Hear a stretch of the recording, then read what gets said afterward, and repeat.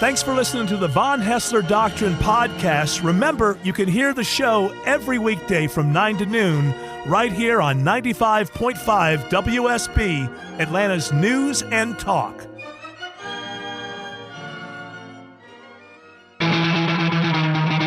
Live from Sherwood Forest in the heart of Atlanta, Georgia, Hour 1 of the Von Haessler Doctrine begins right now. I am your lovable, huggable. I mean, let's not test that theory out in public, but in theory, I'm huggable. Mid-morning chat host, Eric Von Haessler, surrounded by the Doctrinaires, Tim Andrews, Autumn Fisher, Jared Yamamoto, who informs me early that our audio machine is causing trouble. So I just want to let people know, if you tuned in solely for the audio clips, we may be a little rocky this morning. But we got other things we can do, right? We can work around this. Sure. Right? We're pros, right? Tim Andrews has been doing this for a long time. It's old hat. Did you do a thing with Mark Aram? I did. About your first time you were ever on radio? I did. What was the first time you were ever on radio? By the way, am I supposed to act like that was live? Am I letting some out of the cat out of the bag? Or we had a conference about it, and I'm going to be on the show later to talk about it. Oh, okay. But that's right. Okay, so what was your first time? He's getting everybody in the station. Yeah. Jared, did he ask you or he didn't care? He did not ask me. Wow, that puts you low on the totem pole, doesn't it? Apparently, He asked me, Eric Von Haessler, the first time I was on the radio. He asked Tim Andrews.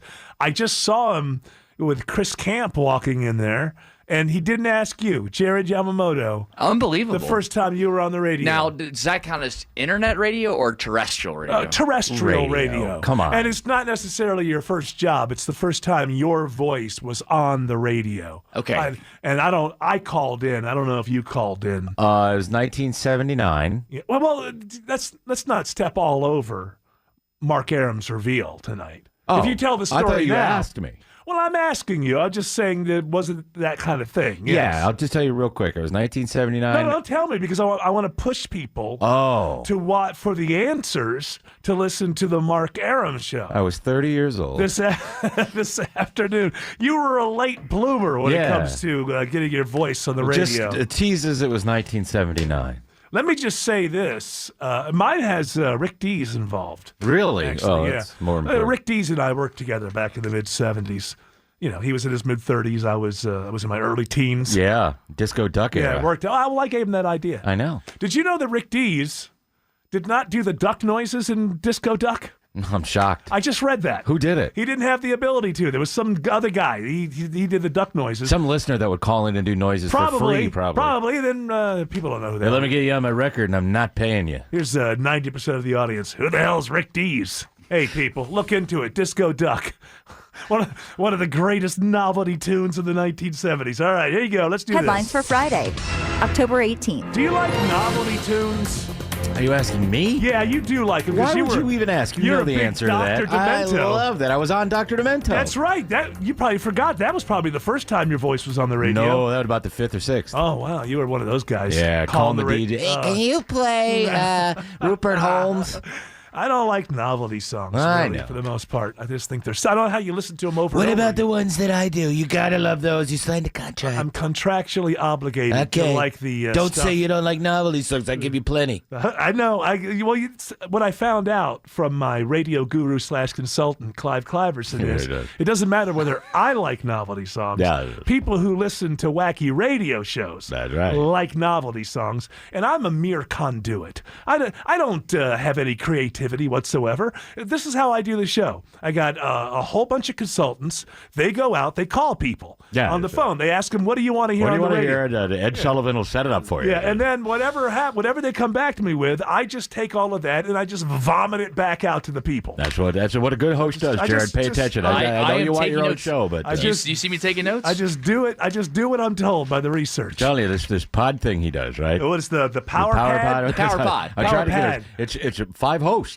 Yeah. You need some goofballs. Yeah. He's got a whole lot of things. It's him and 4 ladies. 3 women. 3 ladies. Yeah. 3 ladies. And sometimes Jay Black shows up. I don't quite understand Is that he your one. goofball? You need a stunt man. Anyway, because it's okay to say a stunt person. Thank you. But can you ask a lady to go out on the streets and do what we used to ask the stuntmen in radio to do? Sure, these days, why not? The stuntman, if you're listening, the stuntman is the goofball that goes out in the street and, says things that nearly gets them punched in the face just so there can be some funny stuff on the radio.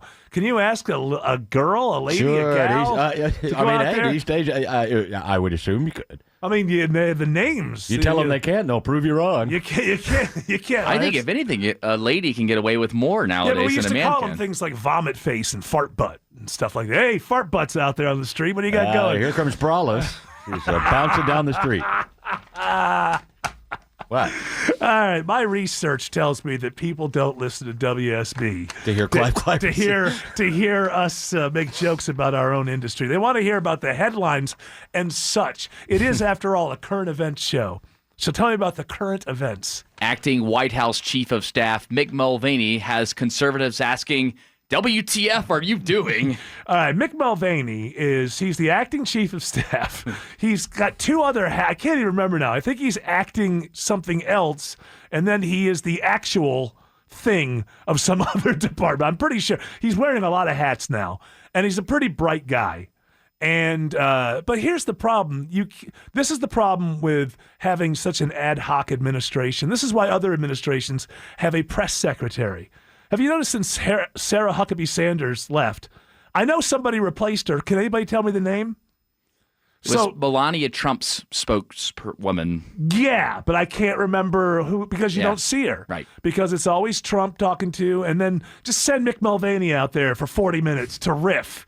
And what happens is you get off script. That's why other administrations, this is how it works with other administrations. We're going to have a press conference, all right? Before the press conference, the press secretary says, I'm probably going to get a lot of questions about Ukraine today. So, Mr. President, what do you want? What should I say on Ukraine? Okay, let me check that with the State Department. President wants me to say this. You guys on board? Okay, let me go over to the Pentagon. We're going to say this today in the press, in the presser. You guys, okay, everybody's on the same page? And then one person goes out there and gives the answer that everybody's on the same page with. But when you're just sort of, hey, I love improv. That's what we do here every day.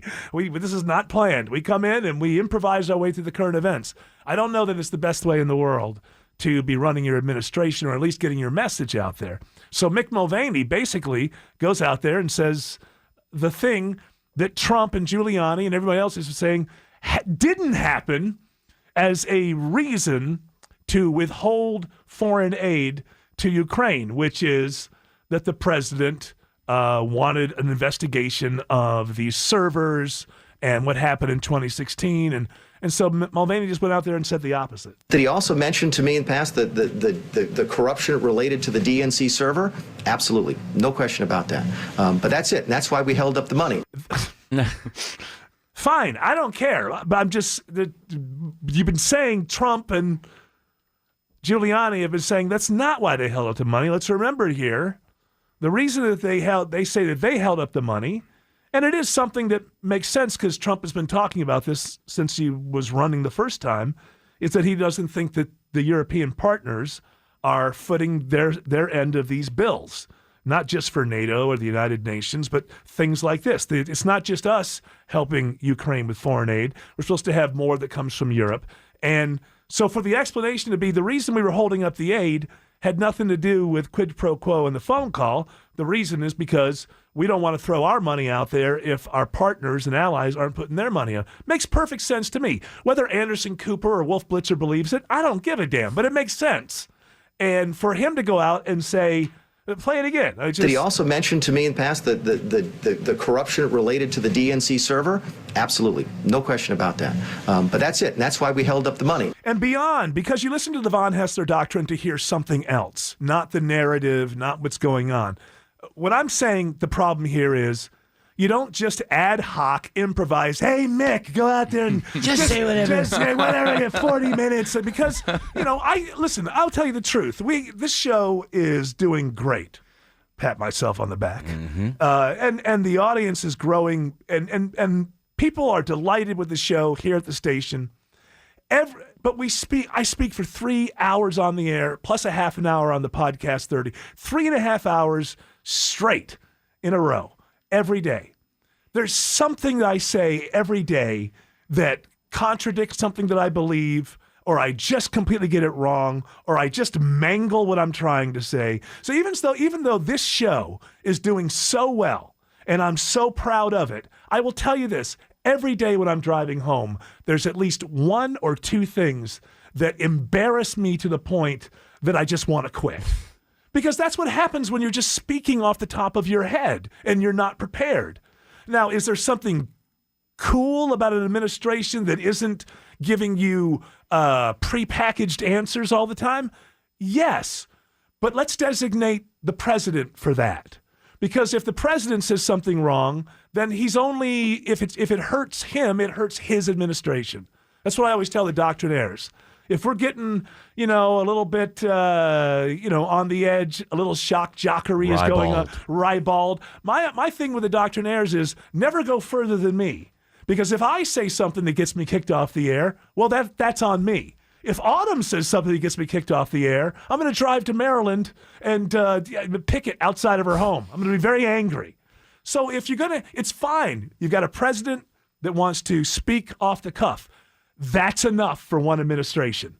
Everybody else should be on the same page. Mick Mulvaney probably shouldn't even been out there. There should have been a press secretary after Huckabee Sanders that any of us would understand and know their name because we'd seen them before. When you're just firing improv all over the place, it's inevitable that you're going to I contradict myself and say stupid things every week because it's all off the top of my head and it's all in the moment. There's a value to that. But I think it's enough for the president to do that. And Mulvaney, so we got two things going on. The administration saying, it was interpreted wrong and fake news and all that. But at the same time, Mick Mulvaney putting out a thing that says, hey, what I meant to say was, well, if it was fake news and misinterpreted, no need for you to come along and say what you really meant, because what you meant was, it's not what CNN and MSNBC are going to give you all day long. More evidence of this. The impeachment thing is about lazy reporters all wanting to be the next Woodward and or Bernstein, right? Woodstein. We have the laziest group of. The people in power, the politicians, the worst news reporters. I was thinking about this the other day. If we had really good reporters. And with all this 24-hour news and just all these outlets and all these blogs, but they all run after the same story. Now it's impeachment. And, 90% of them are rooting for it and trying to find the reasons why. So to them, they're going to get the Pulitzer by getting the thing that really knocked impeachment over the edge. When in reality, if you were a curious-minded reporter, here's a good story that and this wouldn't serve anybody but just curiosity. If I was a reporter, I would be out there like asking Republicans on the street. Republicans used to universally all be against tariffs. And now Republicans are for tariffs. Can you explain to me why? Like I would, as a reporter, I would look and go, but here's the thing. There's probably no Pulitzers in there. It's just real reporting saying, hey, there's been a sea change in the thinking of Republicans on a very big topic.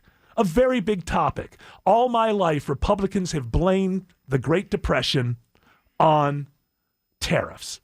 And so we can't go there again. But as I've said, good reporters are only people who don't care who wins or what story they come back with. So in that spirit, that would be real reporting. Wow, there's been a sea change with Republicans and the Republican Party on tariffs. I'm going to go out and find out why and have a really interesting story about it. But no one wants to find their story. The story is set by CNN, New York Times, Washington Post, and then everybody, herd-like, all runs after the same story, 90% of them knowing how they want it to be resolved and looking specifically to be the person that comes up with the story that pushes it toward what they want, which is actual impeachment, whether that's a political thing with reporters or they just think, we get more clicks. We used to say sell more newspapers, get more eyeballs, more ears with an interesting story like that. So you can see that everything, you've got a press that doesn't know how to do their job. You've got an administration that doesn't know how to put one message out. And the whole thing is just a mess. So the Von Haessler Doctrine here to tell you that what's wrong with what happened with Mulvaney yesterday isn't really Mulvaney's fault. It's this idea, this chaos where, just go, and then what happens is Mulvaney, there's this sarcasm thing that he agrees with Trump, and that's fine. But comedy and policy, sometimes they go together. The president does it quite well, but it doesn't mean everyone else can do it. And that's the problem with Mulvaney. All you're going to hear all day long was, from the CNNs and MSNBCs, when they have a story like impeachment and they decide to go all in on it, then every day when stories like the Mulvaney thing happened from yesterday, really you could look at all their stories as the latest chapter of, see, we told you. That's not reporting. That's not reporting. So you tune into the Von Haessler Doctrine, I give you the real thing. Mulvaney, didn't reveal something that was... Mulvaney shouldn't have been out there for 40 minutes improvising with the press when he doesn't do it all that often.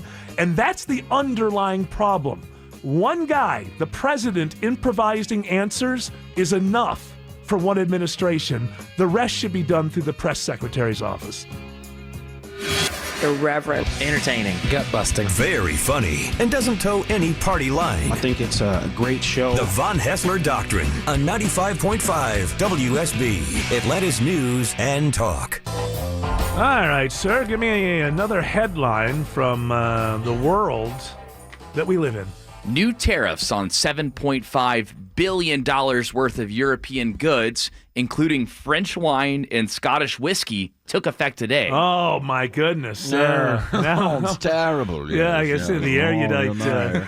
The erudite. Oh, y'all, I don't feel like paying extra money for Scottish whiskey or French wine. That's why we stocked up, my wife. Oh, and I. you stocked up. We knew this was coming. We knew the EU was going to be facing these sort of, ridiculous tariffs. Okay, you asked this question. I did it. The erudite redneck. I did ask it. That's the question. You don't like the Brexit. You don't like Jared handed me a joke. Oh, I'm sorry. You don't like the Brexit bourbon. I'm betting. Well, hang on. We have plenty in our cellar. Okay, is that the joke he wrote for you? That's the joke. Hey, give that kid a raise. But yes. I'll be here all show, ladies and gentlemen. Your question again, sir. My question was, you're not looking forward to the Brexit bourbon, so you stocked up. Brexit, please. Who drinks anything made in England? But yes, we've stocked up. Is that what Scotch is? I cannot. All I know is I like to get drunk on this stuff. But bourbon is only in Kentucky. But it's a whiskey. Yes, a form of but whiskey. Any whiskey anywhere else can be called whiskey. Correct. And then there's Scotch. Tennessee's the most famous whiskey. Now, I hate to be a dumb person, because I'm not, but sometimes, after all, I am the person. I was 21 years old before I found out that raisins were shriveled up grapes. I had no idea. So there are certain things. Thought I was stupid. So is Scotch the way that bourbon is whiskey made in Kentucky? Is Scotch whiskey that's made in Scotland? Yes, I've got it right here. Mental floss, you're 100% right. Oh, I'm not 100% right. I was just, I was absolutely wrong for the first 55 years of my life. But it just goes to show, even when it comes to alcohol, you can learn something new every day. Working in radio, I'll tell you something. It's different. In many ways, it's different. So during the break, we walk out in the newsroom, and I see that people are eating what looks to be birthday cake at 9:25 in the morning. Because, and thanks to, it was a GDOT that sent it. It's 50th anniversary of 285, which was a few days ago. But as I'm watching people from this station, the newsroom, other stations, chomp away on Publix's birthday cake at 9:25 in the morning, and then I have this thought in my head. It's like, I can't understand why so many radio people are dying so young.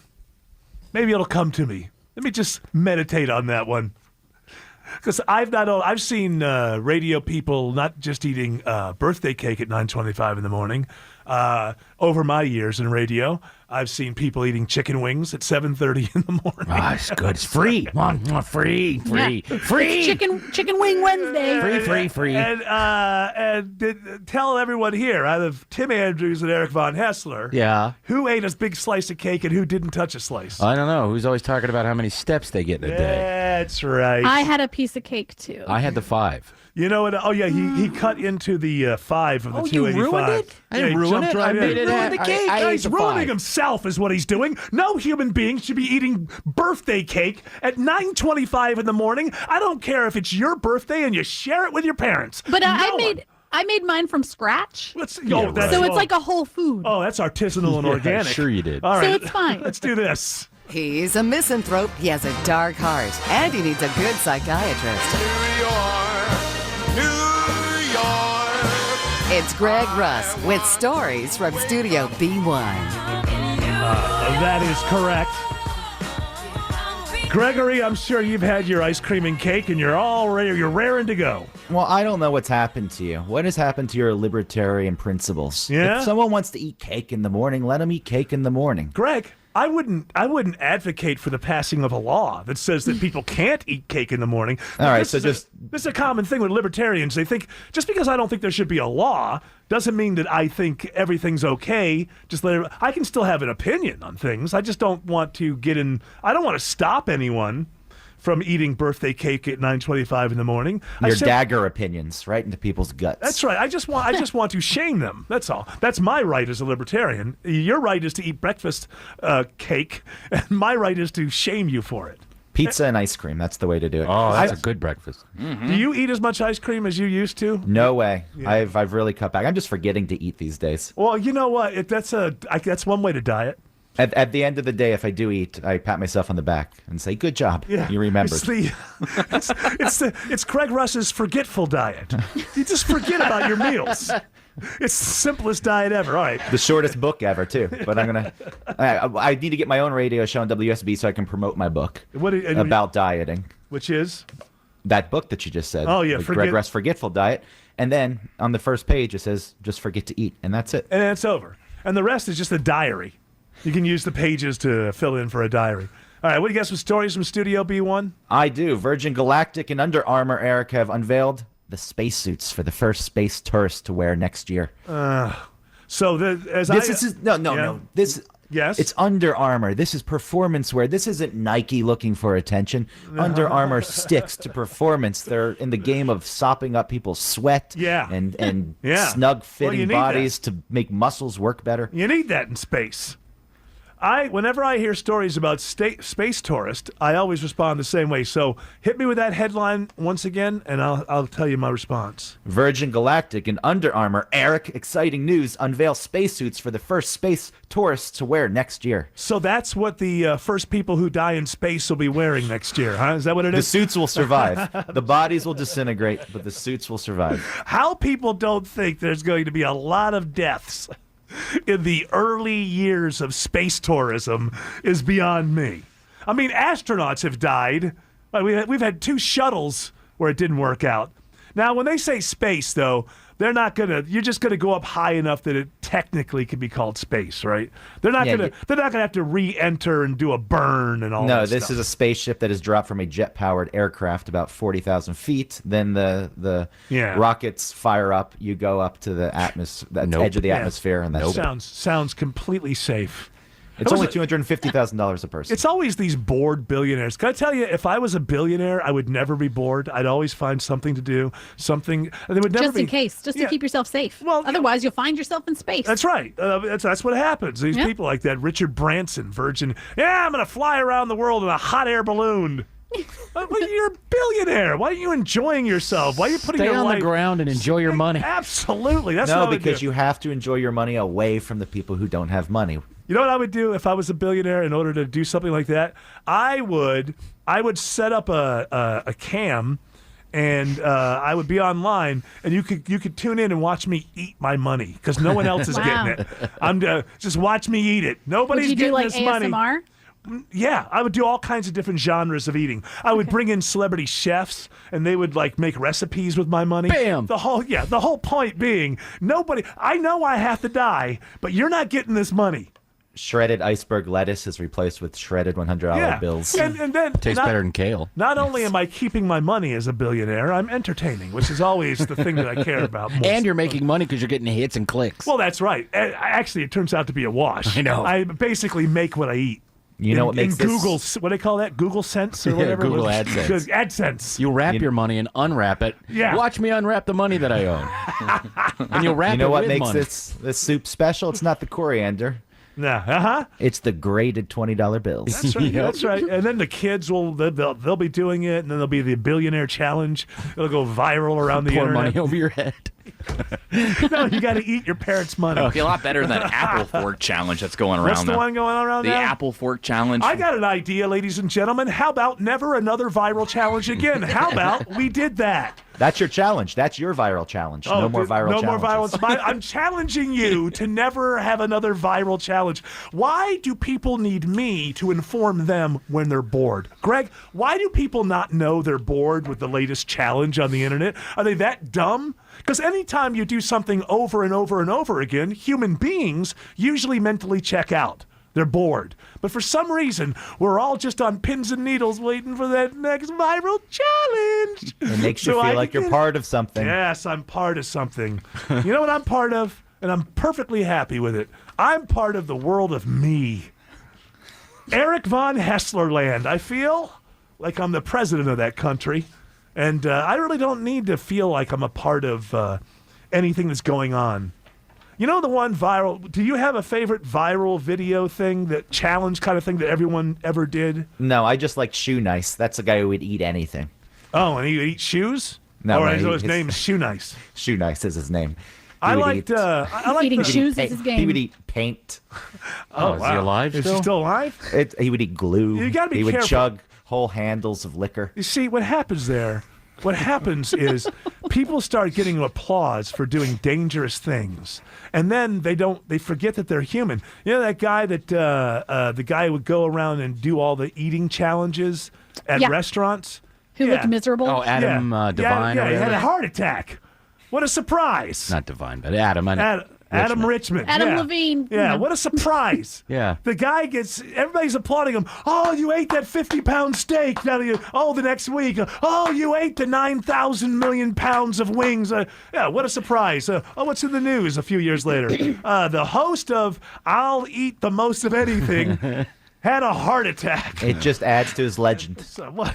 You don't have cred doing that racket Well, unless you have a heart attack. That's true. The only video viral thing that I ever thought was kind of cool was that Harlem Shake. I thought that was kind of cool. But it's like that was it. You like You the didn't like the planking? mannequin challenge? No, I didn't like the Planking? Planking, old school planking. No, It peaked with chocolate rain to me. Well, yeah, but that's not a challenge. That was just a viral, okay. thing. I don't like, it's interesting because most of my life, you equated viral with, that's not good. And now viral is like, hey, I went viral. And, oh, man, that's awesome. Oh, no, it's herpes. Oh, yeah. I went viral. Yeah, I went viral. You come home from the vet or the doctor. Hey, honey, I went viral. No, you tell your girlfriend. First, she's excited. Turns out I went viral. Oh, good for you. That was herpes. Oh, you mean I'm involved? All right. Next story from Studio B1. There's a woman in Berlin who has been in a 5-year relationship with a Boeing 737-800. Yeah. And, Eric, it's not just an emotional relationship, it's physical. So, wow. I don't want to make any jokes because there's a very large nose on that plane. I know that. And I'm going to leave that to people's, I'm not saying that she gets around, but, all right. But, the old hot dog in the hallway thing. I'm just saying. Yeah. Wow. This is the love of her life. You can joke if you like. I am, you know what? Let me take this seriously. She calls the plane darling. Let's pretend she's not completely. Darling. Darling, where have you been? What does the plane even sound like? A lawnmower. Remember when you're taking off? yeah. That's what the engines sound like on the inside. Yeah, but this is a Boeing? It's a Boeing plane. Yeah, so that's, that's not like a little... No. What he's talking about is even if you're sitting on the wings and you're going up to 30,000 feet, it sounds like a lawnmower. It doesn't sound as powerful as it should. Like, am I sitting on a lawnmower? 30,000. I'm up as high as Mount Everest, but there isn't a mountain to hold me up. I'm sitting on a lawnmower engine. That's frightening. 2 of them. I found out I have to fly in a month. I'm already, it'll be a month worth of God. dreams and, the thing just breaking up in the middle of the air. Get some Xanax. Yeah. The best. It's a short flight. Meaning Worth it. Where are you flying? I'm flying up to Western New York to attend a wedding. Yeah, that's short enough. Yeah. The worst plane dream I had was there was no floor. I was sitting in the seat, so everyone's legs were just dangling. You could see straight to the ground. You know what? Then I started slipping out of my seat, and I couldn't stop it. I had a plane dream years ago because I was going to have to take the longest flight at that point I think that I'd ever taken from Western New York to Phoenix to go to my buddy's wedding in the early 90s. Ended up being the same weekend as Tiananmen Square. Was that 89 or 90? Yeah, 89. And so the same thing happens. Once I'm there at the airport and I get on the plane, I do fine. I'm not really a white knuckle. It's beforehand that all these things go through my head and I have these dreams. And I had a dream much like that leading up to that flight. It was that it was all glass. Like it was like a glass bottom boat, but it was a glass airplane. And I could see everything underneath it. Everything was fragile. Things were slowly falling apart. And I always have these dreams, but I've always told myself, Eric, because that's how I refer to myself. I don't have a nickname like Bubba. I say, Eric, Chief, you're never going to let your fears keep you from doing what you need to do. Now get on that plane, you pansy! All right, I find this funny. Greg, perhaps you will as well. Tim Andrews better be funny. Just told me that he watched Grey's Anatomy last night, and I've never seen Grey's Anatomy, and I know it's been on like 50 years, and he said, what did you say? All these women have problems? Yeah, they're all complaining all the time in the hospital about their issues and stuff. And then you're like, just run the hospital. Yeah. Come on, people, just run the hospital. Yeah, the lady running the hospital is going through menopause, she thinks, then she finds out she's pregnant, spoiler alert. Yeah, sorry. But they're all crazy and they're dating. Just run the hospital. No wonder everybody dies. Who's running the hospital now? The patients. The patients are the inmates are running the asylum. Didn't they kill off Gray's husband at some point? Yes, but right now she's doing community service. Who's running the hospital? She's doing community service. And I got my kid in here. He's getting his adenoids yanked out tomorrow morning. Who's running this joint? This is why I don't trust any service. Doctors are people too, and things like this do happen, and that's always on my mind. Oh, really? I mean, people are expected to do their jobs very professionally in many instances, and I know how I am. And if I were in a position like that, I'd probably get wrapped up in this kind of gossip too, and That's the problems in life. And then you'd sew a guy back up, and you'd leave the sponge inside of him or something. Like you always hear those stories, because you're distracted thinking about some affair you're having with some nurse, while your wife, who's the administrator who runs the hospital, you think that she might be finding out. And who has time to remember to pull a sponge out of somebody's abdomen? I'm going to the Good Doctor Hospital because that guy pays attention to detail. Yeah, that guy, he's really focused in. Mm-hmm. He's on that David Byrne spectrum. a sponge was never left inside of a cavity. Yeah, that's his selling point on his advertisements that he puts on the subway. The Good Doctor Hospital. No sponges ever left in any body cavities. That's the one. So that doctor is the one that's on the spectrum. He's and not then on the other he's one. fully autistic. Okay, so then the other one, the New Amsterdam. Which one is New Amsterdam? New Amsterdam's the you don't have to pay for anything. He's the doctor who protects patients. Screw the drug companies. from people, God forbid, who want to make money from being in the healthcare industry. Gregory, you know what I did? I just swallowed up that last segment from Studio B1. That's all right. We got some Grey's Anatomy talk in. That's right. And also, you could join us at Podcast 30 and have more to say. No? Okay. All right. Not. Huh? Maybe not today. All right. I want to. I just have to go to work. All right. You know what? You're banished. I have to make some money. You're banished for the weekend. Goodbye. Get over it. Hour 2 of the Von Haessler Doctrine begins right now. I think we've gone this far, and the president had a rally in Dallas. That's right. Yesterday. Overflow crowd. Overflow. It was like how many thousands of people were outside? So it wasn't. It was at the American Airlines Center or something like that. I believe so. So how many? There was there were thousands of people who couldn't get in. Yeah. So they had a bunch of TVs watching outside. on TV. And people are just yelling at the TV outside. Let's go outside and watch the TV. Yeah. I understand that. Some people may be like, well, if you couldn't get in, why wouldn't you go home and watch it on television? But if you're a supporter of the president with all the impeachment stuff going on and all the the narrative daily from the media, I think supporters want to make a statement, and say, look, this we're behind this guy, and so you stick around as a big crowd and hoot and holler. Although you're essentially outside watching a television program, but hey, it's that's. I love him so much. I'll stand out here in the rain and watch TV. Now, not everybody. That makes it sound like in Texas. That's what we sound like. Was Jerry Jones out there? If it had been in Minneapolis, I would have done a different accent. Okay, I got you. So let's go ahead. Have I opened this up yet? You have not. Let's open this up then. More headlines for Friday, October 18th. I don't know. You have not. You have not. You have not. Get over it. Get over it. Oh, I was going to say, I was looking at the monitors up there, and it was MSNBC at the bottom of the screen. It said, President Trump and Beto O'Rourke hold dueling rallies in Dallas. Now, this would be as if, comparing the two, like I just said, there were thousands of people who couldn't make it into this, which I would imagine would be about the same size as like State Farm Arena, right? So there's thousands of people in there, thousands of people outside, and I think there were a couple hundred people 7 miles away at a Beto thing. So saying that they were holding dueling rallies would be as if I was appearing live at the Tabernacle and U2 was appearing at Mercedes-Benz, and they said, Eric Von Haessler and U2 hold competing shows in Atlanta. Yes. This is from Fox News. A massive crowd of approximately 30,000 people gathered outside the American Airlines Center to watch the screen. It probably only held like 15,000 inside, right. Just the side of State That's Farm a lot or something. Of people. Well, it would be exactly 45,000. How many people are at Little Beta? How many people are at Betos? Does anybody know? Anybody know how many were there? Don't go to MSNBC. They'll tell you there were a lot more. I just love the idea. They held competing, dueling rallies. Really? Did they? Why is Beto still running? He's he's damaged himself so much. He doesn't even have a shot at VP. I mean, you're going to go for somebody else, right? I mean, if Biden wins, it's going to be Warren or Buttigieg or Harris. Nobody's going to pick Beto. Get out. Yeah, he's going to deliver Texas for you. And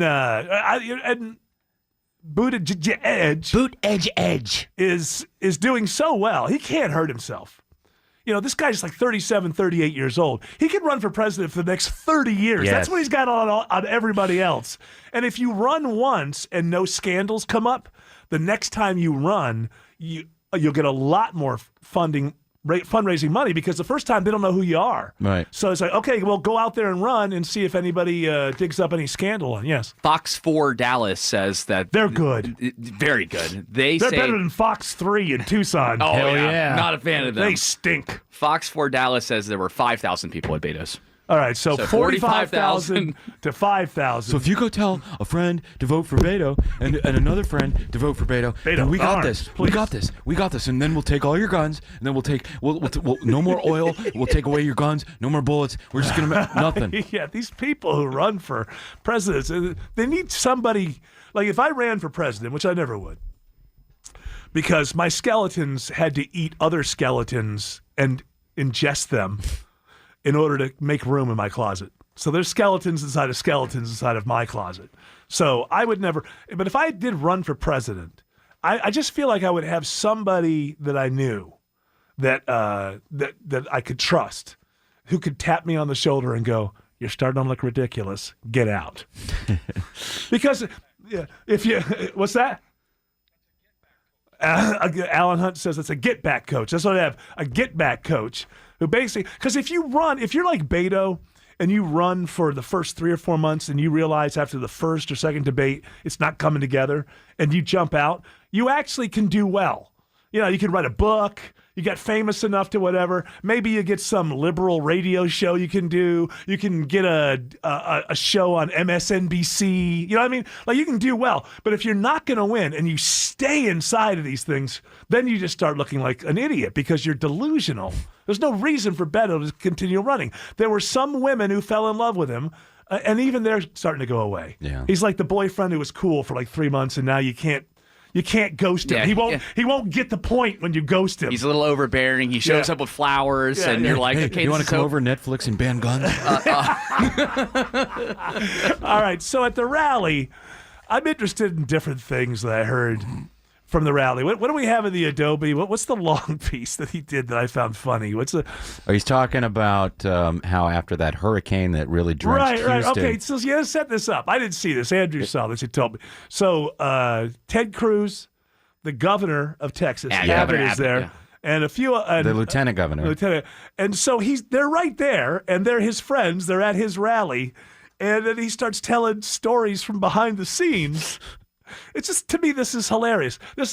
You can not like Trump for policy reasons or his personality, but there's no way that this isn't the most transparent president ever. The dude does not have a filter that says, don't tell stories about these guys while they're supporting me at a rally. It's hilarious. They still keep calling me for money. I get a call. I paid billions and billions of dollars to the state. Like numbers, my people are driving me crazy. I get a call from the governor, and Dan is there. Where's Dan? Is he here? Where's Dan? Dan. Lieutenant Governor. Dan Patrick. And the two of them called me. And then I had Ted Cruz on my back, and I had John Cornyn on my back, and I had the congressman calling, and it was brutal. It wasn't even fair. And they said, sir, thank you for being so generous on the hurricane. They made a fortune. You made a fortune on the hurricane. How? Thank you for being so generous, sir. Sir, we want one more small request. Just a small, it's not much, and we appreciate you listening to us. We want to build a dam in the ocean so that if we ever have another hurricane, sir, the water won't be able to come in to Houston and all of the areas that it came into, sir. Do you think we could do it? I said, how much? It's only $10 billion. $10 billion! Right, Ted? Right? 10 billion they wanted, 10. And you know the way they sell it. And it's so good, they're salesmen, they're incredible salesmen. They say, it's only 10 billion, I'm supposed to be happy. Oh, let's see, could we give Texas an extra 10 billion for some crazy thing that may work and it may not, right? No, they're great people, they love your state. No, I kid, I love you, they're a great couple. What a great couple, hey, have a drink on me, Ted. No, they're great people, they love your state. Yeah. Absolutely. There's something creeped into his brain at some point where he goes, maybe I should back off on this. Lovely couple, lovely. A great couple. Wow. He does. But they wanted a dam. All that being said, I think most Americans, if you listen to that story, would like the fact that a president goes, $10 billion for something that we don't even know if it works or not? 10 billion! 10 billion! How much? 10 billion! No, they're great people. They love your state. Some crazy idea that may or may not work. No, but I like them. They're all right. Some crazy thing that may work and it may not, right? That was the great people. Wow, what Let's have a round of applause, please. Come on, hey, Ted. Hey, Ted. That's my favorite thing about what I call Rally Trump. Yeah. It's that lounge singer thing. How many years you been married? Look at that. Wow, what a great. Wow. He came here all the way from El Paso. I bet there's a lot of fights there. Hey, come on, people. Hey, you're from Laredo? Wow, what's that like? How long you been married? Well, John Cornyn's on my back. And that's another thing that I like. I like when he does that thing. You know, if you go to any boring politician that you go see live, I mean, have a Coke and a hot dog at the beginning, because the first 15 minutes of any stump speech is the guy reading a list of local politicians that they don't really know, but they have to recognize them in the crowd. And Trump does that. And he has this thing where I find usually when he doesn't know the person, but he's saying their name for the first time, the first name is like climbing up the hill, and then he just suddenly rolls down the hill real fast with the last name. He goes like, Louise Fellini. Kay Granger. Kay Granger. Randy Weber. Marianne Henderson. Dikembe Malamumba. Special person, Lance Good. He's special, all right, Lance Good. You have a great comptroller here in Texas, Elliot Felder. No guns, no religion, no oil, no natural gas. Abraham Lincoln could not win Texas under those circumstances. Now, we looked into it. Abraham Lincoln didn't win Texas the first time around. Oh, no, he did not. He missed and it. There wasn't an election there the second time. Yeah. You know, they had 3 electoral votes. Wow, they've gained a lot of population. Over the border. They should have had a wall then. Honestly, do you have the one where he says what he should have done with the wall?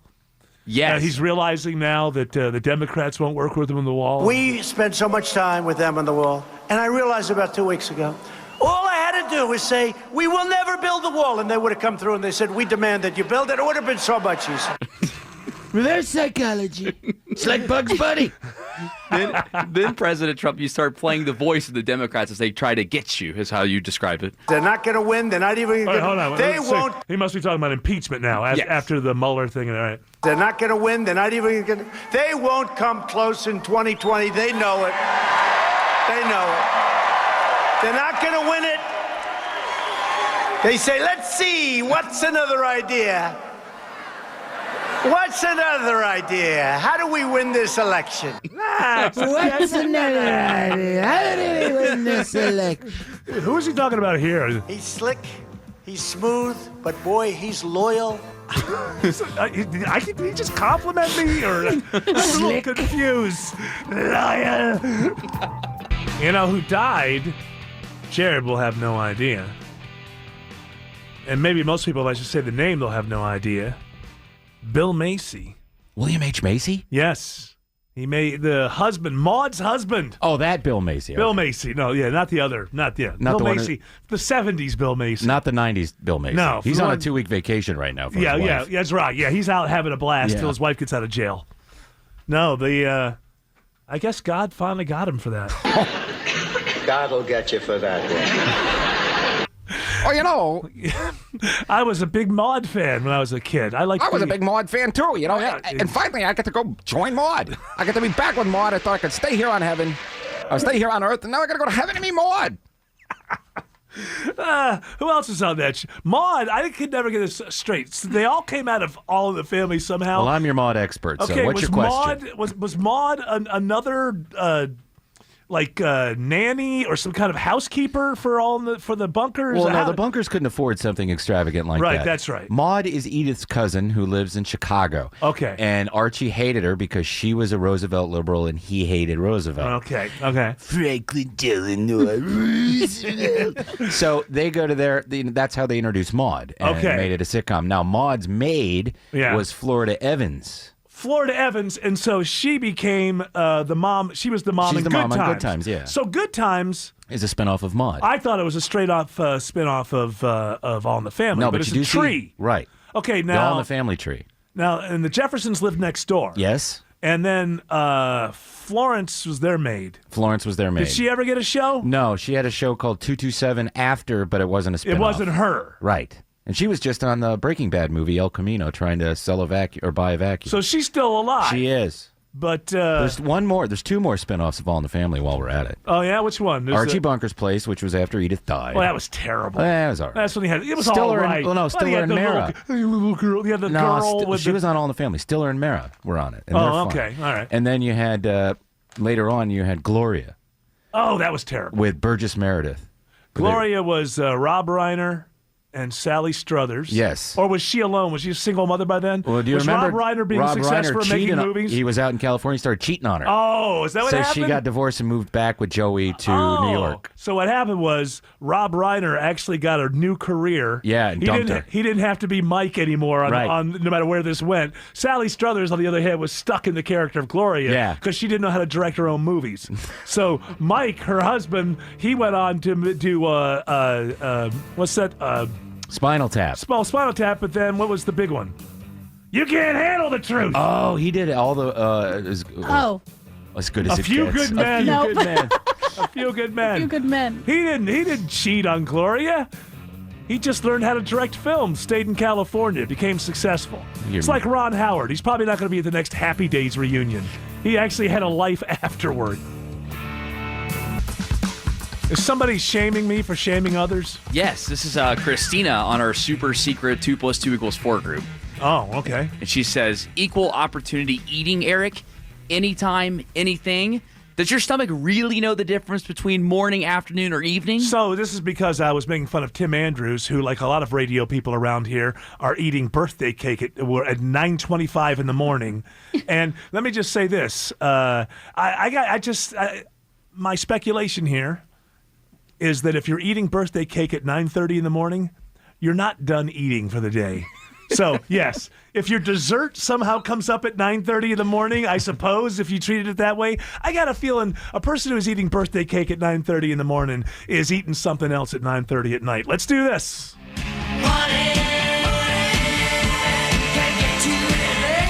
It's time to count that money with Chris Hoffman. From the Hoffman Financial Group, he's my money dude.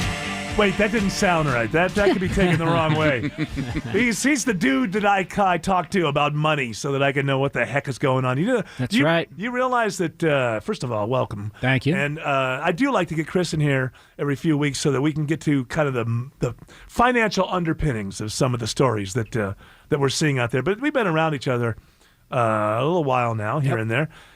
Have you realized now that this guy knows nothing about money? This Eric Von Haessler is just very lucky. You're a work in progress, as we call it. So if you were a client, you would be taking advantage of my quarterly reviews. But yes. You're open to learn. I'm open to learn. And you're a smart guy, so... Yeah. You know what? I'm more likely, what I do with people is I don't consult with me. I just turn all my stuff over and just say, you do it. Yep. And then I just try. I don't. Do you meet people like me very often? I will just say this: I like the fact that I have a job where I know that I can pay my bills, because it allows. So I guess what I'm saying is I'm not a billionaire or anything, or a million. You're not a billionaire? I'm not a billionaire. Okay, not yet. You're close. But... not even a millionaire yet. But the reason that I like having some money is so that I don't have to ever think about money, because when I was broke, I was always thinking about how am I going to pay the rent? How am I going to pay the next telephone bill? How am I going to? So to me, it's a weird thing. People think that people who love making money are always greedy and all the things they're going to buy. Not me. I like making enough money so that I don't have to think about money. Well, yeah. I mean, the ultra wealthy are typically very frugal. Yeah. I mean, look at Rob Gronkowski. He took all of his NFL checks and put him in the bank. He never spent any money that he made while being a New England Patriot. That's right. Because of what he did, he had commercial endorsements and other things, and he used that money. He was able to retire after getting clocked a couple times. Yeah, Jay Leno never spent his Tonight Show money. I didn't know that. He was a comedian before then. He always did 2 shows on Thursday so he could fly to Vegas and do weekend shows in Vegas, and he continued to live on his stand-up comedy money so that he would, in his mind, number one, still have to keep that stuff polished and fresh because it meant something to him, and not relax. But also, all that money when he retired from the Tonight Show, he'd never touched it. So it's there waiting for him. And he's a weirdo who has no kids. And I don't know where that money is going to go. So, I'm not so unusual then. No. And you love thinking about money. Your mind is there. Yep. 24/7. It's like Clark Howard. He loves thinking about finances and deals, and it never stops. Yeah, it was imprinted in me when I was a little kid. And what's imprinted in me is just goof off every day. And if you can figure out a way to make a living at that, then you've done okay. Look, I think you've done all right. I think we're both in our proper lanes, Chris Hoffman. Yes, Jared. Well, Chris, Eric earlier in the show admitted that if he were a billionaire, that he would have a live cam of himself eating his money. Yes. So that way, because he thinks that billionaires waste their money on too many things. Well, I think billionaires put their lives. If you notice this, like the guy, the Virgin Galactic guy, Richard, what's his name? Richard Branson. Richard Branson. He's a billionaire.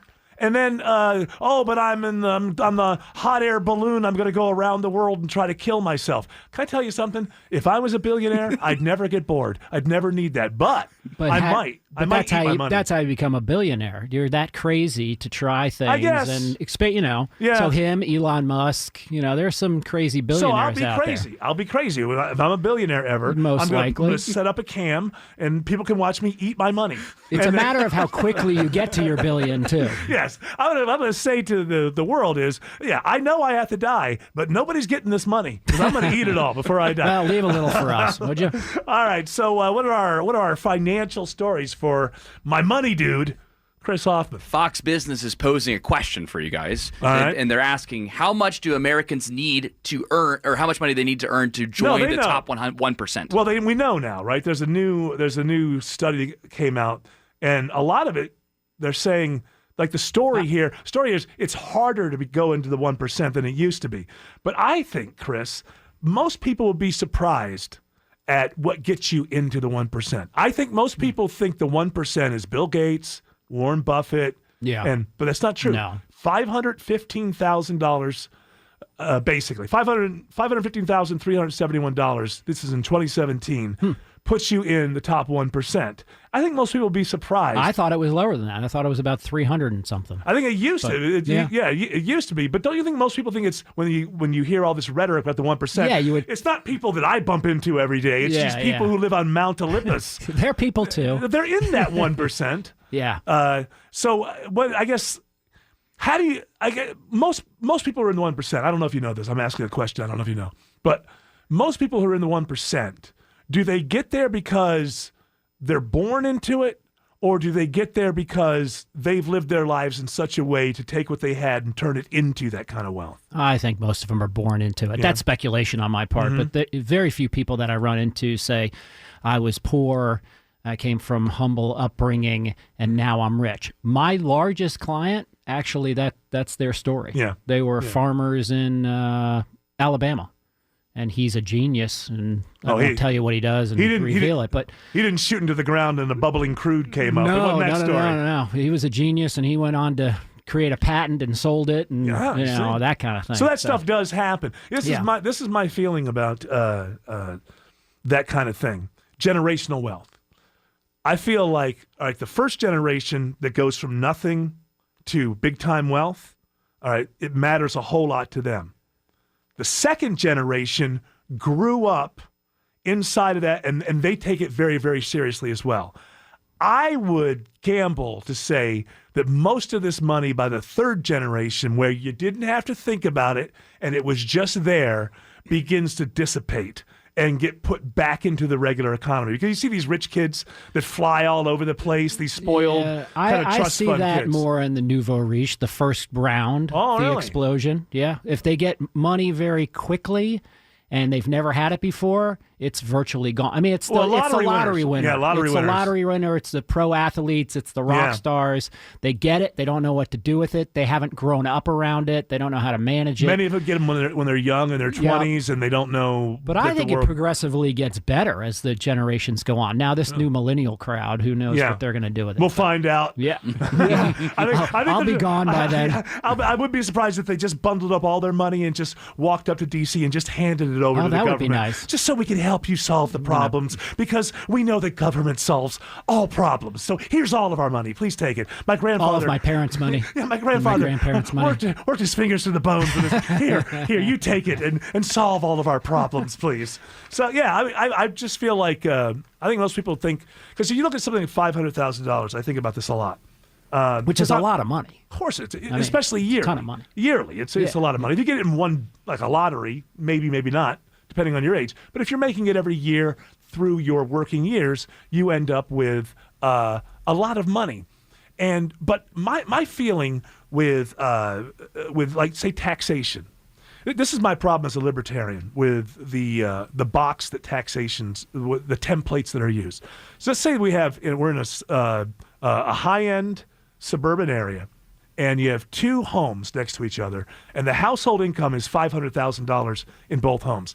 Now, for the most part, when dealing with the rich, you don't have a lot of things that you can get, like tax rebates and stuff. So for the most part, the federal government just looks at that as the same thing.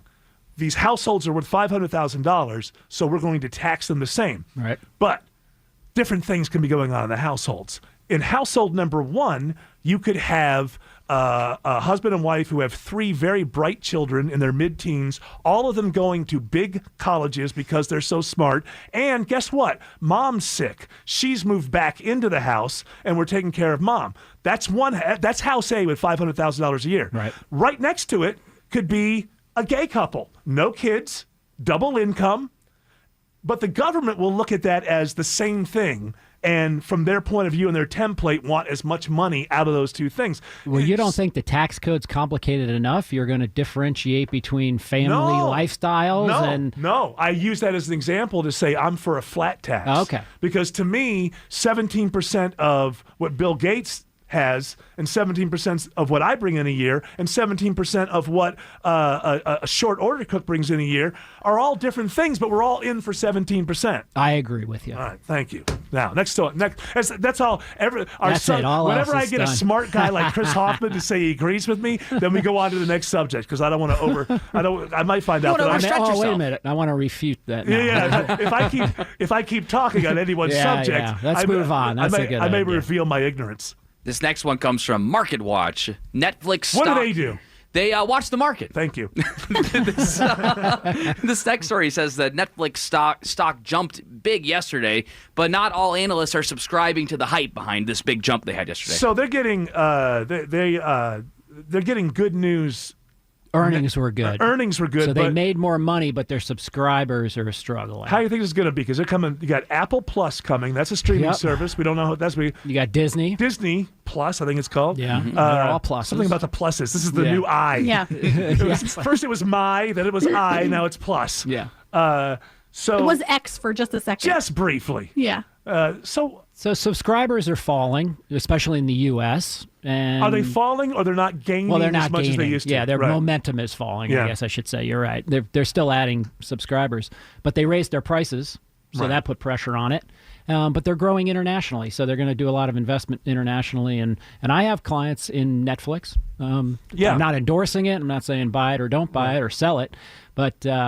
It was nice to see it up 4% or whatever yesterday. They beat earnings. Do you think it helps or hurts a company like Netflix to be the, let me call it like the Kleenex, or, people don't call them, what are Kleenex actually called? Facial tissues or something, or there's a regular name, or Q-tips. Yeah. Those are called cotton swabs. Netflix is what people say when they mean I'm watching streaming content. That's right. I wonder if... does that help as we go forward with Disney and Apple coming into it, or is it like, it's all Netflix to me? It could hurt. I guess we'll see. Well, they have the name, so it probably will carry them for a while. Also, they're growing internationally, which means I don't expect anybody from Netflix to support the freedom fighters in Hong Kong anytime soon. The Von Haessler Doctrine. They've got such good chemistry. Making listeners laugh every day. It's priceless. 9 to noon on 95.5 WSB. Atlanta's News and Talk. Chris Hoffman from Hoffman Financial Group. Very quickly, you know about WeWork, right? I do. All right, WeWork, how do we explain this? It's basically if you've got a business or if you're a business person and you want office space but you don't want to pay for office space all the time, WeWork has these places, they're open air, and you can set up and do your business from there. It costs you whatever it costs you to do your business from there. Low-cost way of being in business and getting nice office space. Now, they're not the first to do this, but they're kind of the hipster, Uber, Lyft, tech disrupting economy kind of way. So if you're not buttoned up, you go to do the WeWork thing. Right. If you're buttoned up, you go to Regis. Right, but WeWork is like where you go if you have a big beard and you're young, and you want to do your tattoo business or something. Well, I don't know if they allow. Well, no, they wouldn't do that. No, but the business part of it. Messy. But what I don't understand is this WeWork. About 6 or 8 weeks ago, they were about to go for an IPO on Wall Street, and they were valued at $47 billion. Then they opened their books, and I'm just watching this as a casual viewer. The CEO basically gets fired because of his lifestyle. They're knocking people. Then finally, a few weeks ago, you know what? We're calling off the IPO. Now, this morning, I see a story that says, well, it uses the word spiraling into bankruptcy. Just very quickly, how does this happen? Is it because... Was the mistake going for the IPO and then they had to open their books and then everybody saw what was really not there? Yeah, most likely. As a private company, they held it close to the vest. They just talked about growth, and raising more money. And then they lost $900 million in the first 6 months of 2019, and it all started to unravel. And this statement, I think, is one of the rings. We are always growing and in a constant state of self-discovery, self-growth, and change. Hey, hipster company. I'm not putting my money in there. You go discover yourself. Chris Hoffman, what if people want your help with their finances? Well, call us at 404-341-6767 or go to unleashyourmoney.com. All right. Thank you, Mr. Hoffman. Hour 3 of the Von Haessler Doctrine begins right now. Alan, you said this is a song for Jay. Oh, Alan Hunt, Jay Black. This is I Need a Woman to Love. It's a long-distance dedication to. Is this what happens when we can't start my segment on time? Yes, this is what happens. Now, hey, look, man, you're the 11 o'clock hour. Anything can happen. Let's do this. One man to beat. He cuts behind him. 20. He's going to go. 5. Touchdown. Georgia Bulldogs and sports with Jay Black. All right. So, some people in Bulldog Nation. Yes. I talked to some of them, and they thought the season was over. We actually have more games to play. It's only half over. Oh, okay. I thought a lot of people this week were acting like basically, no, we still have to go and play some games, and still there's a chance to creep back into this picture. It's tough, but possible. You can argue the new season starts tomorrow. I heard Jay Black say this on my way in. That guy is my favorite sports director at WSB. Dadgummit. Jay Black. He knows what he's talking about. No, the season is not over. The problem is Georgia now has to beat 5 really good football teams in Tech to get to where it wants to go. Well, the lucky thing is the Tech's in there. Yes. That program barely has a pulse. They are. And I love you. I love you. Hey, their head coach likes Waffle House. Come on, he's trying. Look, it's not his fault. He's new, and I think he's probably going to try to do something. But it takes years to recruit and get that going. It's going to take them a long time. So a little bit of a pulse. Yes. So we're not here to talk Tech. No, we're not. We're Bulldogs Fake Jay Nation. Black's not here, so we don't talk to him. That's right. So Kentucky this week. Yes. Again, the only thing that scares me about this week, there's nothing that really scares me about this week. The only thing is I think that I'm being told exactly the same thing as I was told last week, that they're expected to win by 25 or more. Right. Well, what you were not told last week is Kentucky has a wide receiver playing quarterback. Oh, okay. So, all right, I'm going to go for 32 or more. Well, Lynn Bowden is their best option at quarterback now because their starter's out. Terry Wilson's out for the year. Their other guy, Sawyer Smith, got hurt, and when he was playing, he was awful. Yeah. So their best option is to put Lynn Bowden back there. He rushed for 196 yards against Arkansas last week. So is that basically what he's going to be, a running quarterback? They're going to be a running football team. It's almost, and I don't mean this in a bad way, but it's kind of like a high school offense because that's what they got. But it can be effective. Kirby Smart said it reminded him of when Heinz Ward had to do that for Georgia back in the mid-'90s. Worked out okay for the Dogs. Bowden didn't throw quite as much as Heinz did, but it does. It's going to be very different because he can take off and go at any time. You know what I'd like to see? Yes. That old kind of cartoon thing because he's a wide receiver. Yes. Where the quarterback throws it up so high, he goes it's like and a catches. punt, then he runs down and he catches it. He's also their punt and kick returner, too, so he will be doing some of that. Do it all. Wow, if this guy gets hurt, God forbid, do they just walk off the field? Well, They've got no special teams. They've got no quarterback. Their backup can come back. He's been practicing this week, but then it might be an issue if he's just not good enough to replace the receiver or quarterback. But Georgia should be fine. And I even Tad Tuesday, I saw him out in the hall. He says, "Georgia going to blow it?" No, not this week. They're not going to blow it this week. Later, maybe. Yeah. There's this an week, intensity to this week that is, undeniable. I see that. Now you say, let's look at a path back to the top 4. Okay. What would that look like? It would be winning every game, obviously. But who are we? I'm not. You'd have to beat Florida, then you have to beat Missouri, who's ranked. Then you have to beat Auburn, who's ranked. Then you have to beat Texas A&M, who was ranked, but they might be kind of mediocre. Then you have to beat Tech, who's not very good. Then you have to beat either Alabama or LSU, who will be the number 1 team in the country. And then you'll be the SEC champions, and you'll be in the college football playoff. Now, and nobody will care about South Carolina. Right. And by the time you get down there, now, do LSU and Alabama play each other in the regular season? They do. It will be the week of the Missouri game.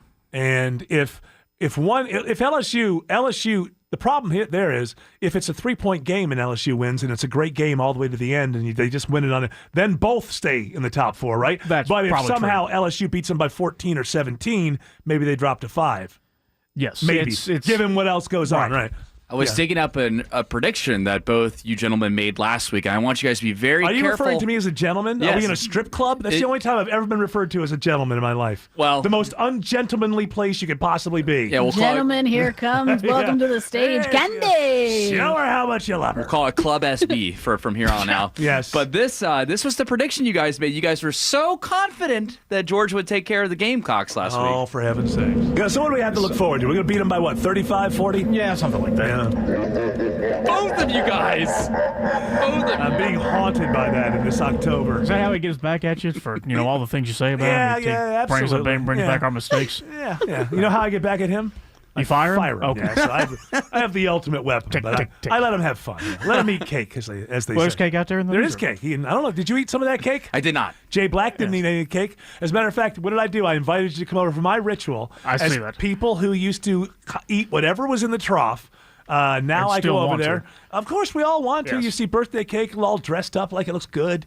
And so I just go over there and I take both middle fingers. I give them 2 middle fingers right to the cake. I go, you used to own me. I will say this. Cake is a little overrated. It's fine, but I'm an ice cream guy first. Donuts are harder to pass up for me than cake. Well, cake, it depends on it being moist. There's nothing better, I think, than ice cream and cake slamming together. Yes, I agree with that. I've gotten to the point in my life, when I eat cake? When it's somebody's birthday. Well, it's a birthday for I-285. That's why we have the birthday cake. I don't know I-285. I don't either. We've never gone out for a beer. We've gone round and around a couple of times, but I've never really spent time together. 64 miles or something. Yeah, it's pretty long. Yeah. Thanks to GDOT for sending the cake. Yeah. But I ain't eating it. You want me to eat something? Send some sunflower seeds. That's what I eat all day long. Yes, you have your hand up again. I do. There are some concerns. I heard Jay Black, he was grumbling when he came into the studio. Well, that's his stomach. He has a digestive thing. He was saying that they're trying to find another location for the tailgate show that starts on Saturday, but the weather is going to be bad. Oh, the rain. Maybe. Is it going to be a monsoon? What's going on? I'm not Kirk. You have to ask Kirk, but he's not here. Yeah. But there have been some planning discussions if the weather gets really bad, what we're going to do about the tailgate show. But the bottom line is the tailgate show will be on this here radio station. And what time is that? Come rain or shine. And we will start our pregame programming at 2. Tailgate show starts at 3. Kickoff will be around 6 o'clock. Who do the West Georgia Wolves play? It's their homecoming too, Jared's supposed to have a big party. Jared, no, this is I bring this up, and the reason he brought it up. Yeah, it's a West Georgia Wolves weekend. You may find this hard to believe, but Jared's in charge of tailgating. So he's the CEO of the tailgate, and all morning long he's been texting. He's like, "Should we call it off? I don't know. It looks like it's going to rain really hard. I don't, I mean, tailgates are rain or shine, right? That's you just got to plan. You know what? If they're going to play the game in the rain, you need to tailgate. You should be able to. Pregame. You need to bring your Kool-Aid. Yeah. And Kool-Aid. be ready for the game. What you bring? Yeah, Kool-Aid? that's what it is, right? What's your favorite flavor? I like grape. Yeah, me too. Me too. But you want to know why? I don't know about you, but I come from a long line of white trash, and I love. Are you implying that Jay? No, it's not really grape. It's just purple. It's purple.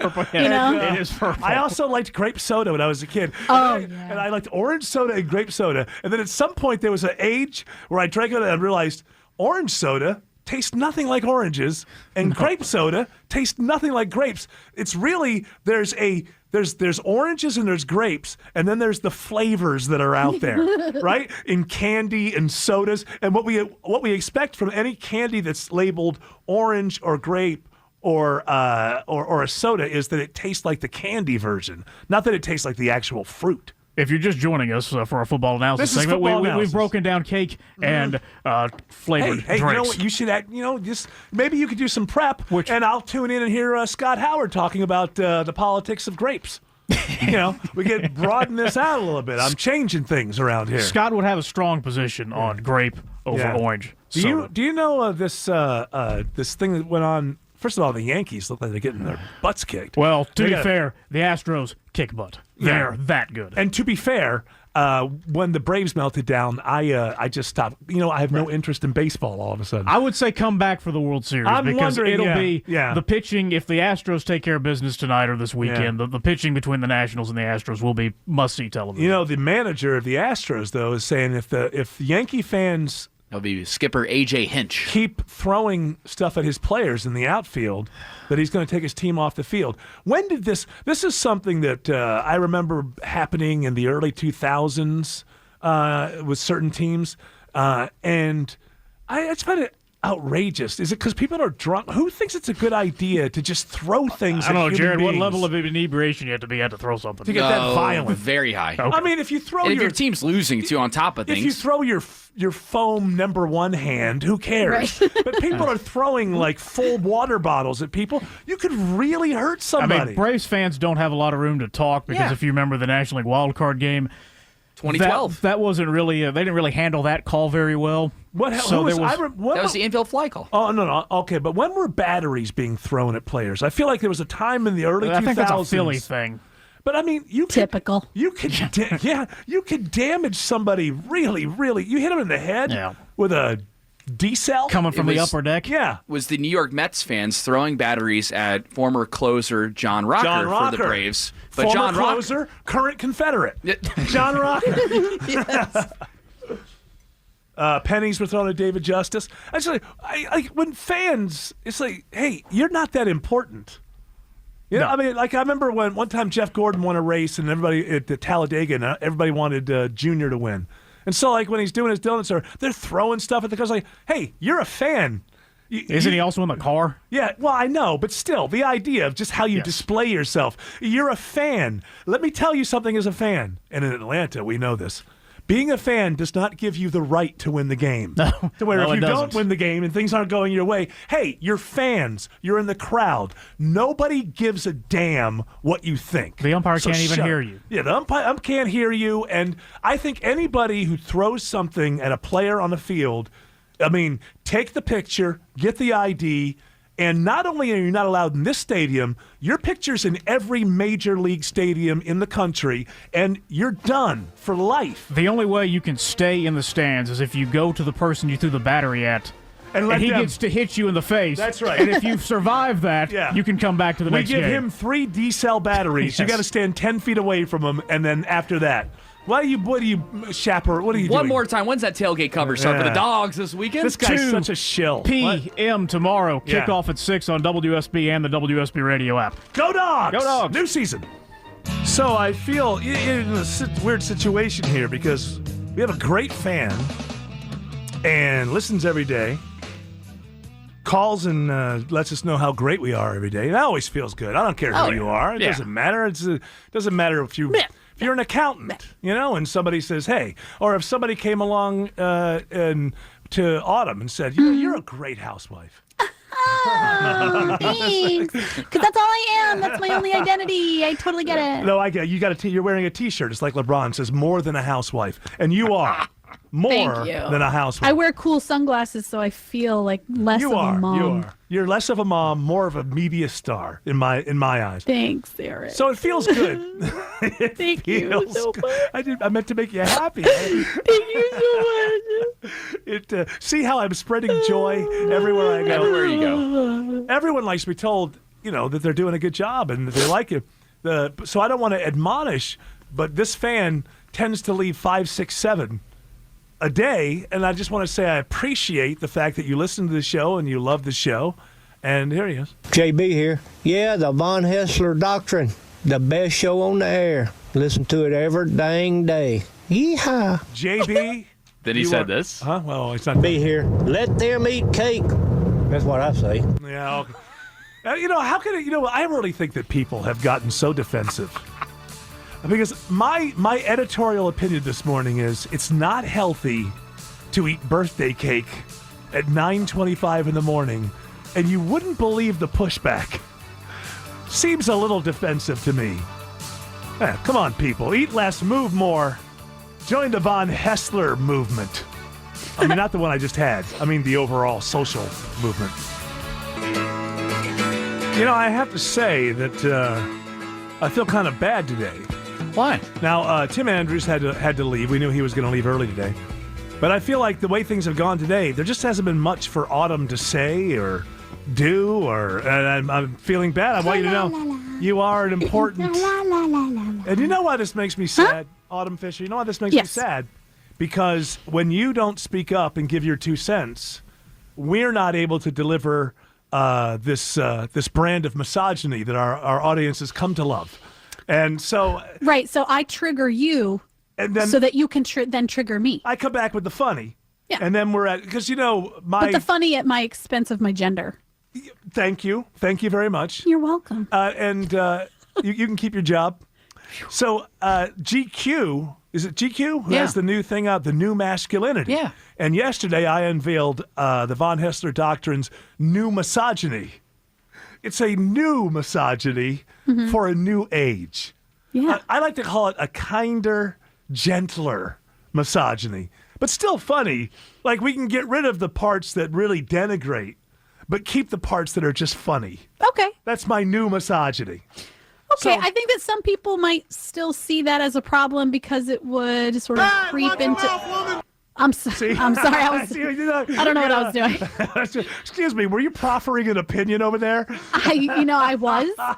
Funny. I thought that it was an open discussion where I could really speak my mind. Well, the guys are talking over here. You guys, do you guys want anything? Can you put on the kettle if you could? Yeah, sure. You want a coffee? I'm kind of hungry. Yeah. Watch your mouth, woman. I was just asking what you wanted. I know.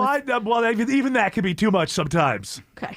Sorry. I did offer coffee. I needed to maybe keep my mouth shut until you told me what you wanted. Hey, she's the girl on the radio show, ladies and gentlemen. I'm a girl. You guys, you're mean. Thank you for keeping us in check.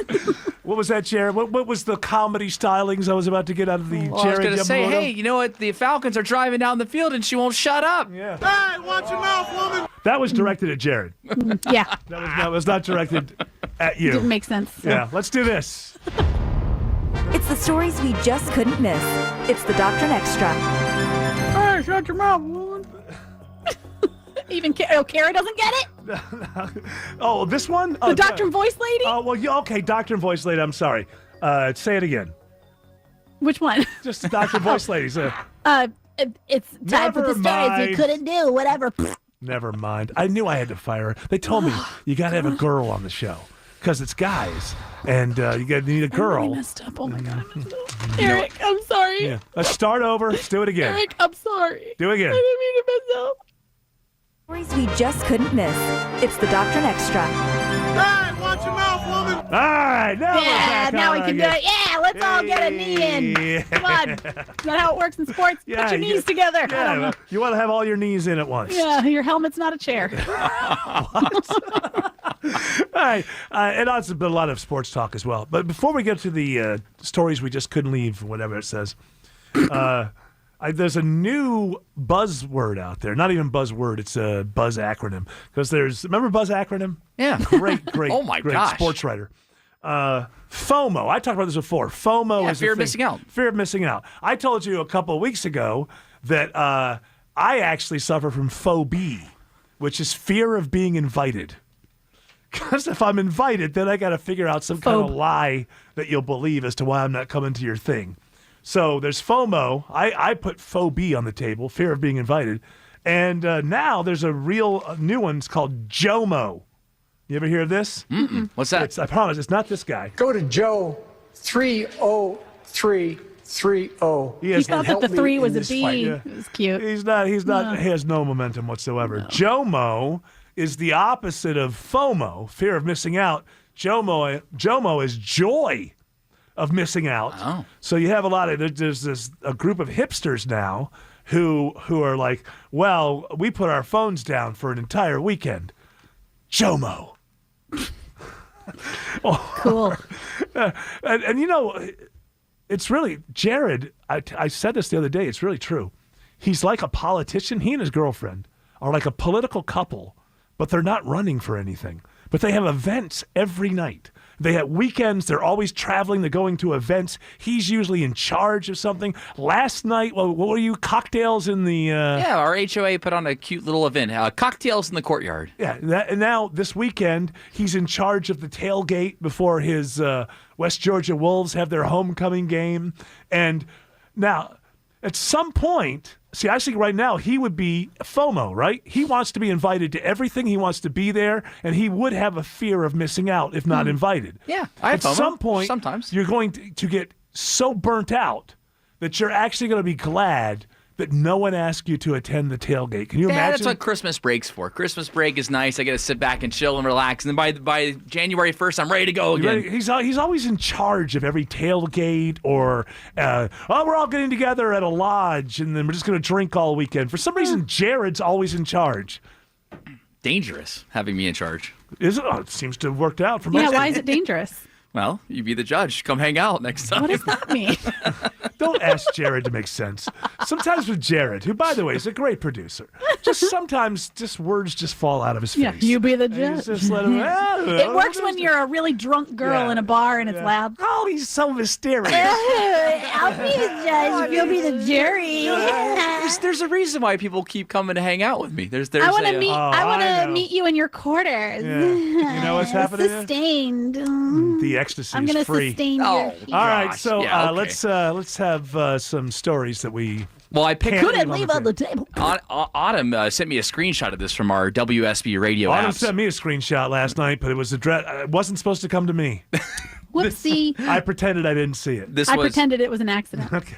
This was breaking news on the WSB radio app, and Autumn really wanted to talk about it. So, Atlanta sports news here. Freddie Freeman just underwent shoulder surgery. I told you. Elbow surgery, excuse I me. told you when this was going on, I was laughed at. I was hooted at. People spat upon me.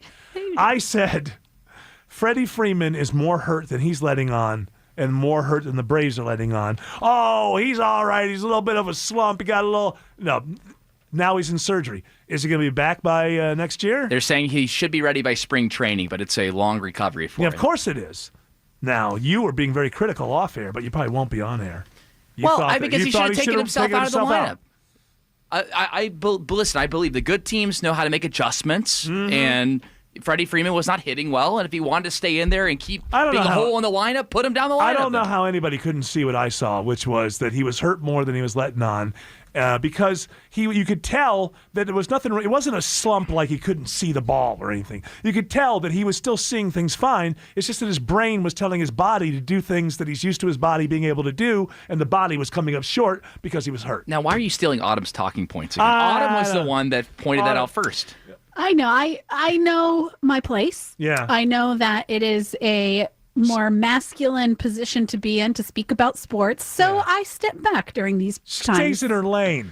Yeah. I'm the girl on the show. I play my part. I'll be honest. What I do is she texts me all the data on sports, and then I just expect that the audience they expect to get their sports from a man. So I get the knowledge that she has, and then I deliver it to the audience in the way that they expect. Well, you know what they call her, especially right? here in the South, Jared. Well, in the sports world, they call her Analytics Autumn because she knows all that stuff. She knows.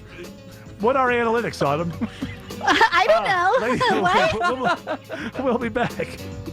Yeah, song one, side one from the new Driving and Crying. Listen to that. Great stuff.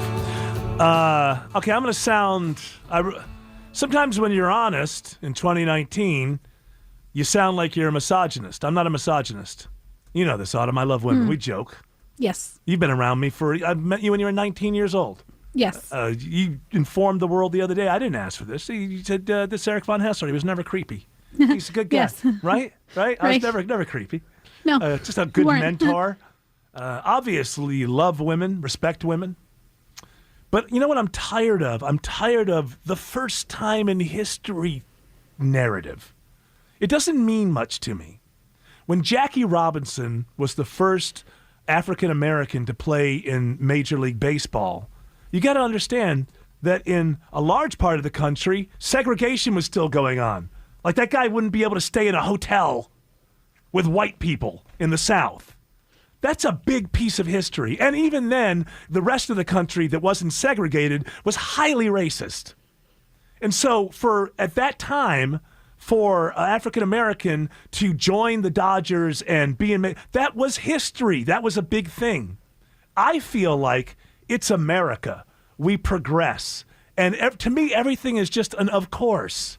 It did not surprise me that we had African-American president. It's America, of course. If America stays around long enough, we're going to have female presidents. We're going to have Asian presidents. If America is around long enough, probably after I'm dead, I guess. Well, who knows? If America's around long enough, it'll all come full circle and a Native American will be president of the United States. So to me, it's just never... I wasn't surprised that Obama became president of the United States. I maybe thought it came fast because I never heard of him, and then he was there. But I just knew it was America, even in 2002. I knew, there'll be black presidents, white, Asian presidents. It's just America. It's not like Jackie Robinson doing what he did, breaking the color barrier in Major League Baseball. But everything... Now this is what I call manufactured history, or herstory, as they say. So what is today... Right before we went on the air. It's not the first time a woman has done a spacewalk. Correct. It's the first time only women have been on the spacewalk. That's right. And we're supposed to believe this is some sort of... This is manufactured. This is NASA wanting to get... And so do you have some of...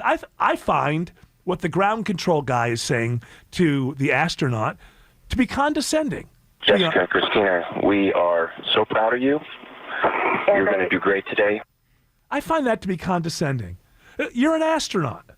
And as I've said, women have taken part in spacewalks. It just so happened there was a guy out there as well. But the guy was never a chaperone.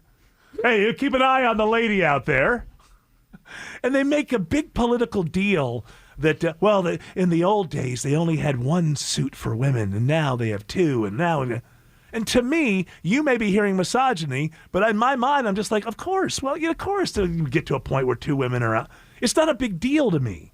But this manufactured history, where it's the first, she's the first blind, one-legged lesbian to have her own talk show. Who cares? Of course.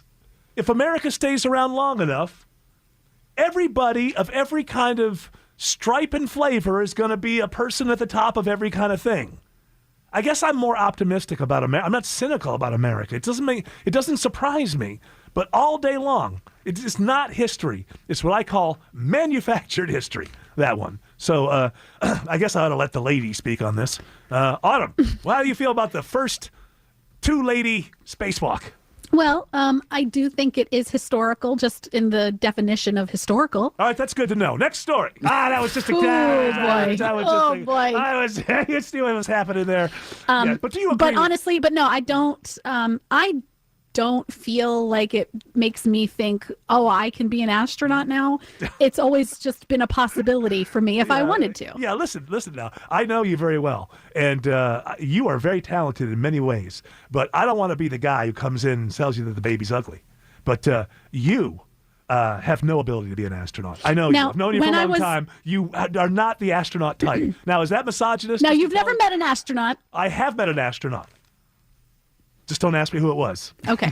When I was little, my dad asked me what I wanted to be when I grew up, and I said an astronaut or a comedian. Look, you ended up being... And here I am. Yeah, here you are. Making with the yuck-yucks. You're the first comedian. When did we stop calling female comedians comedians? That just went away. There was no discussion. Well, it's the same with actor and actress. Yeah, there was no discussion of these things, and I never knew what was wrong with the... I thought it was nice that there was differences. Ellen used to be referred to as a comedian, and Jerry Seinfeld was a comedian. What was the disparity there? Was there something wrong? I think there was a perceived... difference between someone who had maybe a higher standard if they were a comedian versus a comedian. I never thought that. I know. I never thought that. And I used to do comedy and travel around, and sometimes just because you'd work with horrible male comedians, and sometimes you'd work with great female, and the other way around. And I just thought, it's just a name. Actress. How does actress mean lesser than actor? It never occurred to me that.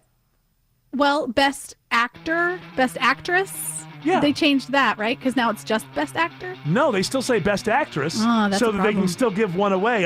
It's the cake and eating it too. When it comes to giving out the awards, they're still actresses, but when you talk about them during the normal year, they're actors. I think we've uncovered something here. Yeah. We cracked it. I don't know what it is, and I don't think it really matters much. But we certainly did. We broke it right here. Maybe we should cover it back up. Let's cover it back up. Okay. Yeah, we'll cover it back up till Monday. Okay. Because the music is here. And on Monday we'll come back. So, definitely put it in the fridge. Okay. And cover it up. Because, Chandler will go through there and eat anything that's in the fridge. I'll put it next to the 285 cake. There you go. Yeah, it'll develop a film if we leave it out too long. Everybody listening is invited to come back on Monday when we uncover it once again and deconstruct it. We're going to go over to the Podcast 30. How do people join us? 2 places, Eric. You can go to the Von... Thank you, Jared. You're welcome, Eric. You can go to the Von Haessler Doctrine Facebook page or the WSB Radio Facebook page. We're streaming live in both places, so all you have to do is click the little red box or tap the little red box, and you can see us live in the studio. Click, tap, clack. It's all up to you.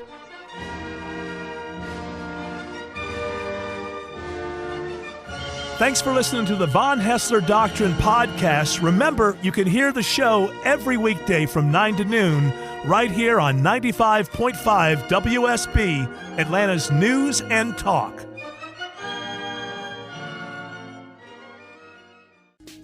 Like current events and want to be the smartest among your friends? Then the Power Pod is the show for you. The Power Pod is a weekly recap show where we cover the current events of the week. It's a show where we're not afraid to get serious. And we're not afraid to have some fun. So try us on Apple Podcasts, Spotify, Google Play, Stitcher, the WSB Radio app, WSBRadio.com, Stitcher, CastBox. Okay. Anywhere there are podcasts, we are there. So power up with the Power Pod.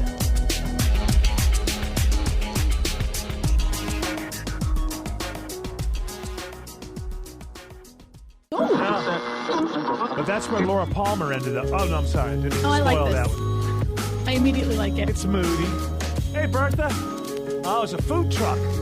What the hell? I don't want to do this podcast 30. There's a food truck. Eric Von Haessler.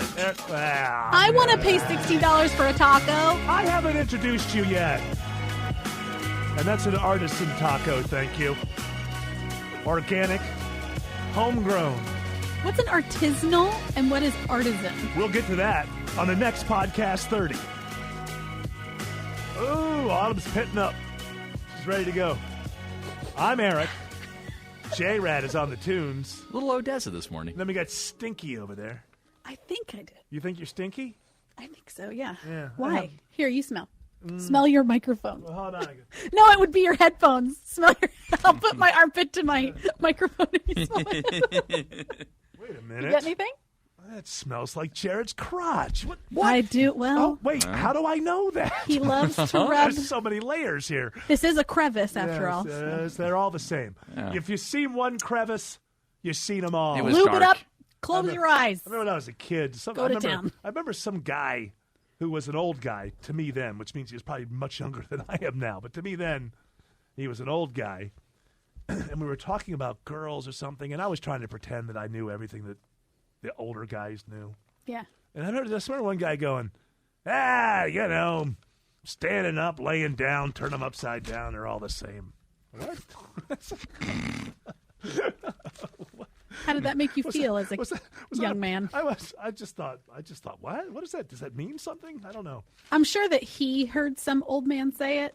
Yeah, that's how. Liked it, and that's then the kind of wisdom that gets passed down from generation to generation. From dumb people. And then I remember one time I was upset that that a girl that we broke up. That's always hard. She broke up with me. No one's ever broken up with you, so you don't know how it is. So I think I would prefer to be broken up with. Well, maybe one day you'll find out. Maybe. You keep dragging this one along, chain, you'll find out. Well, because there are doctors and lawyers who will marry her if you won't. Let's just say that I bought myself a little bit of time. I think that there's. I think her sister is going to go through it first. Right. So you got a whole year of that. At least it would be rude to schedule your wedding in the same year. Oh, absolutely. You're off the hook. Be a faux yeah, pas. but at the wedding, she might be expecting a little. What if she catches the thing? What if she catches the thing? Oh, that means nothing. Oh yeah. Then she caught it. Has it ever happened that person got married to the groom to the groom? Wow. No. That was a quick move. To the person who catches the garter belt. Yeah. Has it ever happened in history? I mean, I'm sure it has. Yeah, it's an excuse to hook up that night. Hey, we got to test this out. Yeah. You cut the garter. Test out the fates. I cut the bouquet. Yeah. Oh my god! Last wedding I went to, the bride wouldn't do the thing with the garter. I didn't do it. Very religious. They were very religious. That was that hippie, super hippie wedding, right? That was super hippie compound. I don't know what's going on. That seemed very odd. Come on, I'm not saying it was odd. Did you say it was odd? I didn't say it was living odd. that live, Joe. I don't mean odd in a negative way. I mean odd as in just unusual for a wedding. Yeah. How about that? Okay. Wasn't I going somewhere with some kind of point before we all got all off on? I just say that the last wedding I went if to. If anybody knows where I was going, tell Jared. What? The last wedding I went to, I wore the garter. Did you know? Yeah, it felt good. Yeah. Just up there around the middle thigh. Oh, yeah. Hey, you know what? When I was a kid, older men would wear sock garters. Oh, I remember that. To keep sock like technology. Suspenders. Yeah, they had suspenders on their calves. And I guess the technology, the sock technology, the Bumpus people had not been around. Just don't bother covering up your face. It's Just going that way. He's allergic to good content. That's what it is. It's so much comedy in this room. I can't go. stand it. Yeah, I love it. Yeah, I do that too. I don't cover up. I just let it. I do fly. cover up, but as there's nobody else here. Oh, it's just going to stay on the floor. It goes to the floor. Oh, so you don't care about Eric Erickson, Mark Arum? They're not here It's yet. still floating in the It'll air. Be dead by then. Well, yeah. What do you think they do? It was dead when it came out, probably. Yeah. We're notorious. We're known as one of the dirtiest crews in this building that comes in this room. Do you know that Dr. Joe? Now, where was I going with that? I don't care. I'm just bouncing around today. Wherever you guys bounce me, I'm just going to bounce. You're talking about garters, sock garters. Oh, yeah. The sock. Yeah, apparently the technology just would just keep sliding down. I guess the elastic got better. Those guys, like say salesmen from the early 70s, yes. And they're out all over the country, so they're cheating on their wives. They'd be in like hotel rooms, and when they take their pants off, then they have to remove their sock garters. That must have been. Or they leave them on. I'm pretty sure when the show Mad Men, there was some sock garters going around. Don't you think that it was a popular thing? Like, it was just some sort of fashion statement or some sort of position of power. I'm rich enough to have sock accessories. I think right? I mean, listen, that's how the watch became. The watch was first just like a fashion thing, and only the rich people could afford the watch, and then it became a status symbol to own a watch. But but a watch. Because farmers don't need to be anywhere by a certain time. Yeah, but they might want to know what time it is. No. Farmers, you got to know what time it is to milk the cows. I don't want to school the lady on nothing, but a watch does have a utilitarian purpose. Yes, I know, but I'm saying in the beginning. I understand, but many things in the beginning only the rich can afford. And because the rich will pay money to buy things, it allows you to make enough of them to distribute to the point that the price can come down. VCRs, Betamaxes, those things. Only rich first people came out, they were like $1,000. As far as the watch goes, there were people who didn't necessarily need a watch. Why wouldn't a farmer need a watch? Why wouldn't you want to know it's 11:30? A farmer would need a watch because they don't need to know it's 11:30. They just know it's the middle of the day. You know what? In the middle of the day at 11:30, I got to take my wife. No, to the they don't. hospital. They didn't pay attention. I'm saying before, when there was a clock in the middle of town. Yeah, that's one thing. Yeah. But then if you were out in some rural whatever, you had a clock in your house. Yeah. But you didn't have one out in your field. You didn't care. You were just like, as a farmer, the reason I would wear a watch is so that my wife wouldn't have to yell at me when it was 11:30 because she was over by the house clock. She'd go out and ring that triangle. Oh, that's right. Soup's on. As a former farmer, that's right. But not in the days when. No, not in the days. Like 100 years ago. As a dairy farmer, there were 2 times a day you needed to worry about when you were going to milk them in the morning, when you milked them in the afternoon. It had to be around the same time. Yeah, so you look where the sun was in the sky and but in the exactly what direction the mud was going in, and the tea leaves in your teacup, and you were good to go. That's right. Yeah, then that was it. You slaughter a sheep, look through the entrails, see where the blood drops. Yeah, you bury bones across the street. Yeah.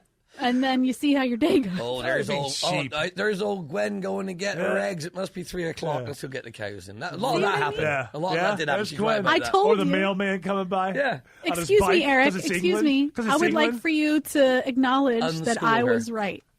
You were like, people need to know what time it is. People need to know it's 11:35. You weren't quite as wrong as I thought you were. I'll give you that. But I think that you do. I think a watch. But also, for some reason, that's in my mind now. Like the mailman, postman to you. Yeah. The postman riding his bicycle. Usually at the same time every day. Something you never see in America.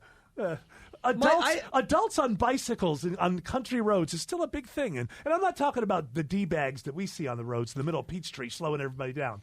I'm talking about a bike, a grown lady in her 40s on a bike with a basket in the front of it. Oh, we have that here. Going from village You'll to see village. the hipsters yeah, out there. Because we're on a parkway that's very small. It's like 3 miles around. Yeah. And so people who live on the parkway will ride their little bikes around. What was that joke that Stephen, what was his name? Hawking.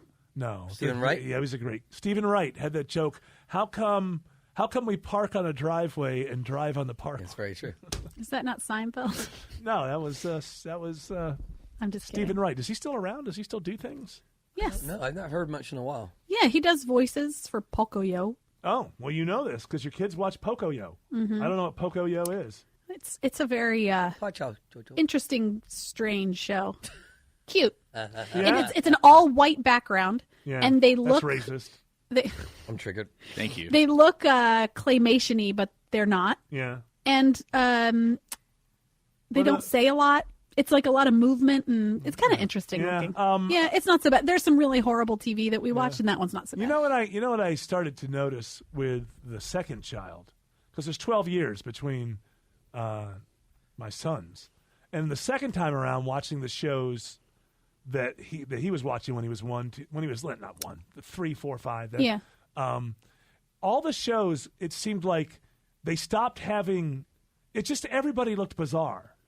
Rather than good-looking kids or kids who are a little husky, or it was just like everybody looked like their heads looked like footballs or something. Yeah, like you're talking about like Arthur. Yeah, and I really feel Hey like Arnold was the football. Yeah, it was. Oh, I'm sorry. It had I'm to be sorry. one of those things where sociologists, because all these shows, the children's shows, have like children's advocates as part of like they see the scripts and stuff. And this is my speculation. But I just feel like it was an idea of like, well, just make everybody look bizarre, and then there's no good looking to bad looking or Well, and there's no skinny one to say this person is a bad guy in this show, and he looks a lot like this race. Right. Yeah. See, when I was growing up, all the bad guys looked like pimps in the inner city. No, they didn't. And they had actually all the bad guys had some kind of beard or stubble. Well, and if you going. think about Dark like shadow. Johnny Quest, right? That was a specific, or no, that was like in between, right? So I think early Johnny Quest, it was maybe like Russians or something, and then late, or whichever one it is, but like they look Japanese or something at some point. Eastern. I never saw Johnny Quest in my life. Nor I. I don't know how. Everyone I know, all comedians I've ever seen, people my age, Johnny Quest jokes. I've never. I don't know how. We it fell should through the listen cracks. to the theme song for Johnny Quest. It's amazing. Well, I don't know. Somebody It's would got have some. to find it. Yeah, I don't know who would do that. I think I've probably heard the theme Is it song. amazing or just amazing? It's amazing. Zach. It's always that I just pause. remember Amazing. Johnny Quest was up there with Space Ghost Coast to Coast, and then you had. But Space Ghost Coast to Coast was a hip, cool thing. Yeah, you're thinking It of wasn't just the for kids. original Space Ghost show. Yes, Space Ghost was with it, and there was also because the real Space Speed Ghost was Racer. boring as hell. Speed Racer was the other one that was on during that time as well. Speed Racer was a bunch of garbage. Speed Racer, when I was a kid, was Josie and the Pussycats with different. It was all the same. Yeah. Scooby Doo really was the first one. Where then there was all these shows that were all really the same. Speed Racer. It's Hanna-Barbera? No, I'm not thinking of Speed Racer. You're thinking of the I'm thinking Wacky of, Races. No, I'm not thinking of Speed Racer. I'm thinking of. It was some buggy. There was a dune buggy that talked. Herbie. No, Herbie was a movie. Herbie was the bug. Volkswagen. This was a cartoon. Speed Buggy, maybe it was called. And that was like a. But anyway, there were all these shows where it was basically the same group of people, but in different shows. Scooby Doo is probably where it started, and then there was Josie and the Pussycats and Speed Buggy. Speed Buggy looks just like the animation for. Yeah, and like Casey Scooby-Doo. Kasem's character was some. They all have what are the bell bottoms on? Yeah. And Yes, they all wear the Scooby-Doo gang. They wear the same clothes every day of their life. The boys have the polo shirts. Every day of their lives. Just for you, Autumn. Stink like hell. Oh, he's got the Johnny.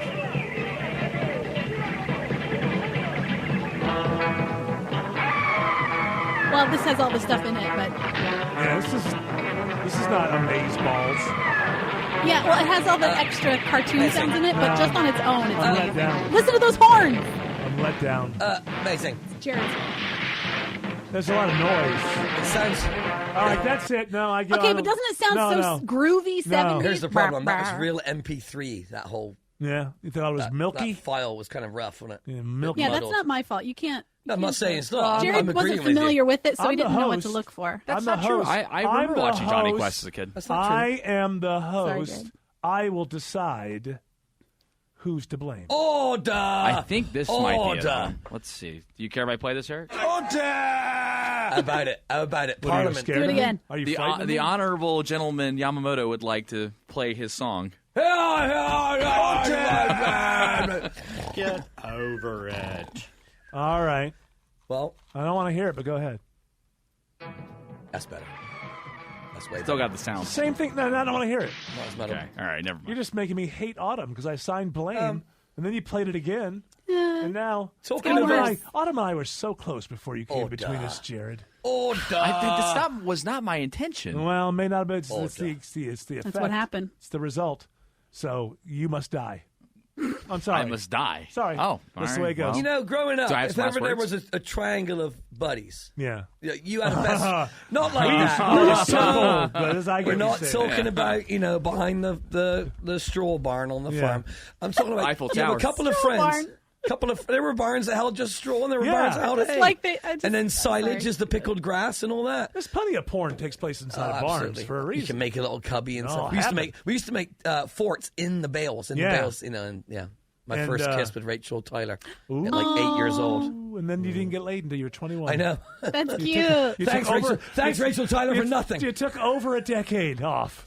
So you have a couple of friends, and you have a best friend who you hang out with, and then there's the other friend, and when they come together, there's this competition going on. That's what's going on right here. Yeah. Like you were getting along with Jared, and then Alton, but and then No, or you other put way. your finger on something that's very true. When you have a set of friends over here and a set of friends over here, and you're cool with everybody, but then you do that weird thing where one night you try to mix the two crowds. Oh, yeah. And then it's like, at some point you just want to stand up and go, look, trust me, you're all cool. Yeah. Drop it. But everybody's finding a reason. Oh, Everyone's sizing each other up. And you're like, why are you doing this? Yeah, knock it off. It's not a competition, people. You know what? I'd say you're all letting me down because what you're saying is you don't trust my judgment. But then sometimes there's lightning in a bottle, and it's like everyone gets along, and it's just a Yeah, grand it's a old big time. old It's like, orgy. yes! But when you're Everybody's kids- having sex Well, at the that's a end. mess. When you're a child, You're you high get- fiving your buddy. You get Eiffel devastated by Towering. that. You get devastated that this fun friend doesn't like you anymore because he's more friendly with this person or whatever. Yeah. She, It's whatever. called jealousy, man. Yeah. It's a what is these? You said that twice. I don't know what Eiffel Towering is. It's that thing that he did on that spring break that we've talked about before. No, that's a high five. That was a high five. That was two separate beds. I was having Oh, Eiffel relations. Tower is when one is on one side and another's on the other, Exactly. and then you high five in the middle. Well, no, you hold hands in the middle. You hold hands. Well, that's hold on. too. What? No, what? He's talking about a multiple situation. Yes, Three there's a people woman. in the same room. Woman, two men. She's facing one way. Two men. The two men hold hands at the top, making the top One of is the tower. behind her. One's facing her. Yep. But at the point that you're holding hands not. with the man. I don't think you hold hands, Jared. You high five each other. No, because it doesn't. You have to complete the tower. Yeah, you complete the tower by high fiving. But in order to, that would be an incomplete tower because once you do the high five, can you're I say disconnected. something? Well, you're supposed to Can I hold just say- hands. That doesn't seem. No, I think it's. I can tell you that. I think You it's a- reach over gingerly to the person across from you. It's a way to have a sort of a bisexual experience without admitting it, I think. I really do. Agreed. Well, it's like in porn, you see that. I can't even say it. Oh, I know. But it's like, wait, you two guys you're touching each other. Man. I say that swords should never cross in that situation, personally. You know what? I You don't know. believe in more than two people in any one No, situation. I no. got to be honest with you. I'm very easily Hey, I listened to George intrinsically Michael. embarrassed. He says sex is best when it's one-on-one. Yeah, that's what I And he think. also says you got to have faith. I easily. And he also found strange men for sex on park He wants, benches. he in wants my Moses. sex. He told me that. I'm easily intrinsically embarrassed. Yes. So I Sex can't. is natural. Sex is fun. I can't be in a room full of people or that like years ago when we were a young couple. I mean, sometimes you'd be at dinner with a couple and like if you wonder like is this conversation going that way? And I would immediately go cold Shut it on the down. inside, just like. Well, I mean, they even want to if spice things up a little bit. Why? Why don't? It's embarrassing to me. I can't No, be around a spice bunch of things people up. with my pants off. What? It's not spicing things up. It's introducing trouble. Yeah. Well, also, Exactly. It's inviting you Yeah. to like, hey, do you want 6 months of Yeah. weird, awkward things and having to explain and navigating through a situation that you and didn't what really if they want to be live in the first place? What if they live in the same complex so you can't shake them? You know, like, and you and your wife are thinking, that was fun one-off. We were Right, drunk. I'm And then- leaving that there. Yeah, every They're time, not leaving it. Yeah, every time you're at the pool, it's like, hey, oh boy. Yeah, you're We looking gotta move. good. in my experience, Yeah, I'm going. I'm You going. got I'm pistol going back fingers? in. I'm going back into the condo for a sandwich. Do you want to join me? Yeah. Your Pistol wife fingers. can stay you here. need a clean towel Yeah. for the pool. How many orgies have you been a part of? You seem an orgy type. My mother and father are watching. Oh, I'm this, sorry. That's okay. There's been a few instances in my life where there were more than 2 people in the room. That's I swear to God, more than 2. Wait. Oh yeah. Hold on. You got to define orgy though, because orgy suggests that you're going to have intercourse More with than more than one please. person. It's not all about intercourse. There's plenty of touching you can do without intercourse. Yeah, but There's you know menage a trois. my Von Haessler doctrine rule about orgies. And the reason I want, I know, because I know, you get 10 people together. It's a lot of gas. Yeah, somebody's farting. There's no way you get 10 people together for an hour and a half and nobody has gas. Yes, now, that's just true. You don't have gas when you have 2 people SEX. can probably, you can work it out. I got to say, I was so in the moment that I didn't even think about what was going on, really. It was just one of those things where, like, oh, this feels good. First of all, I would probably be done in 30 That might seconds. feel good. I would probably. Eric, it's check probably that out. the other way, where it's like too much of a thing and you can't focus. Clockwork Orange. Let me just say this.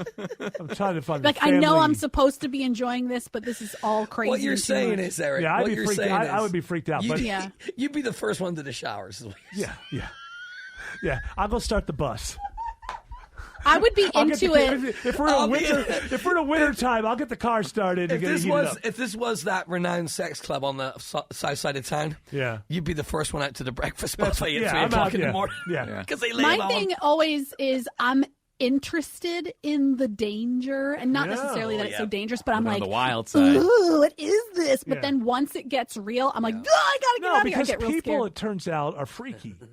I find that people up close are freaky, and I'm freaky, and my wife's freaky, but we know each other. Friday. We know each other very well, so we're used to dealing with each other's weirdness, But It's I not so can't- weird I because you can't- know it.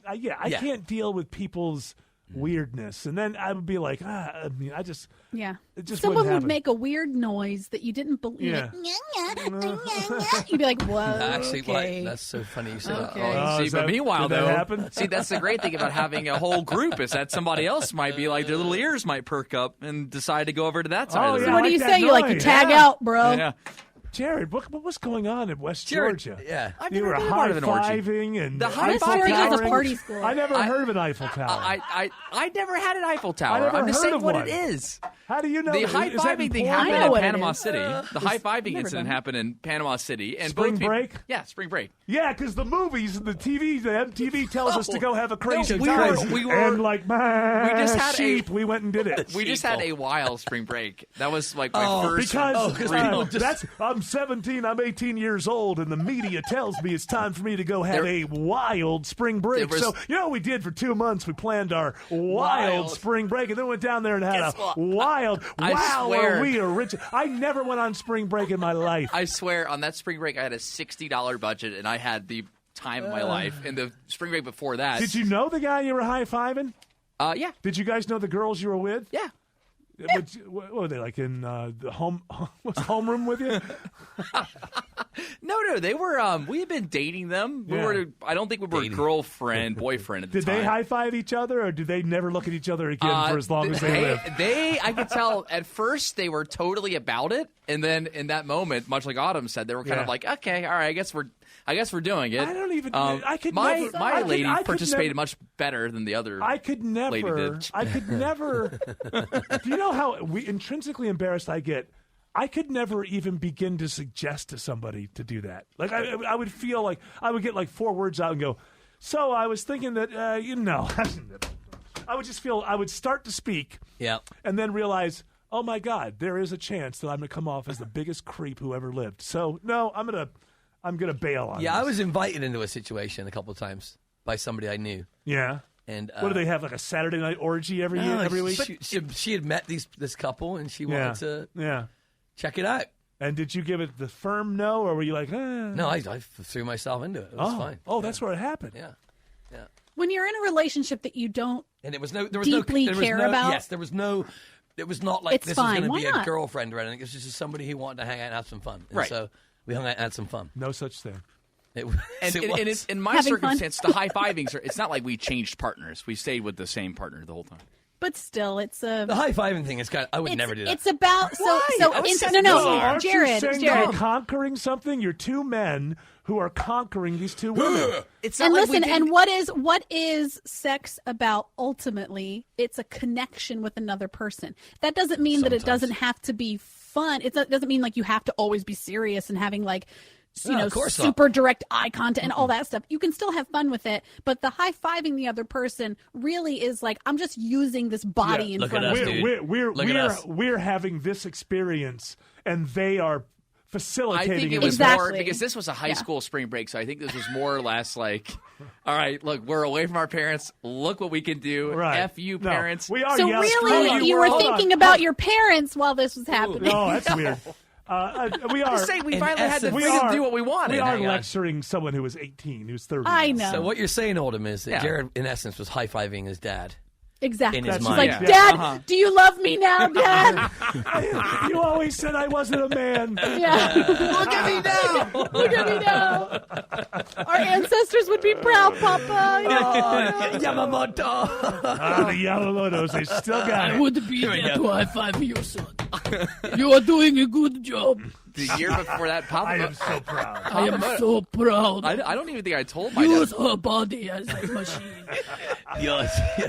She is only there to please you. She's not a person. High five me, son.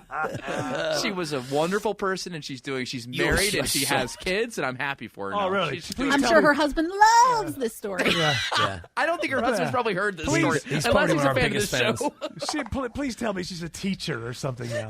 I think she They always is. end up being teachers. I think she By the is. way, everybody I know, their first girlfriends or something were they always end up being teachers. Yeah, or like veterinarian. They're like, I don't No, work with that's animals. strippers. Strippers are always working to become veterinarians. Yeah.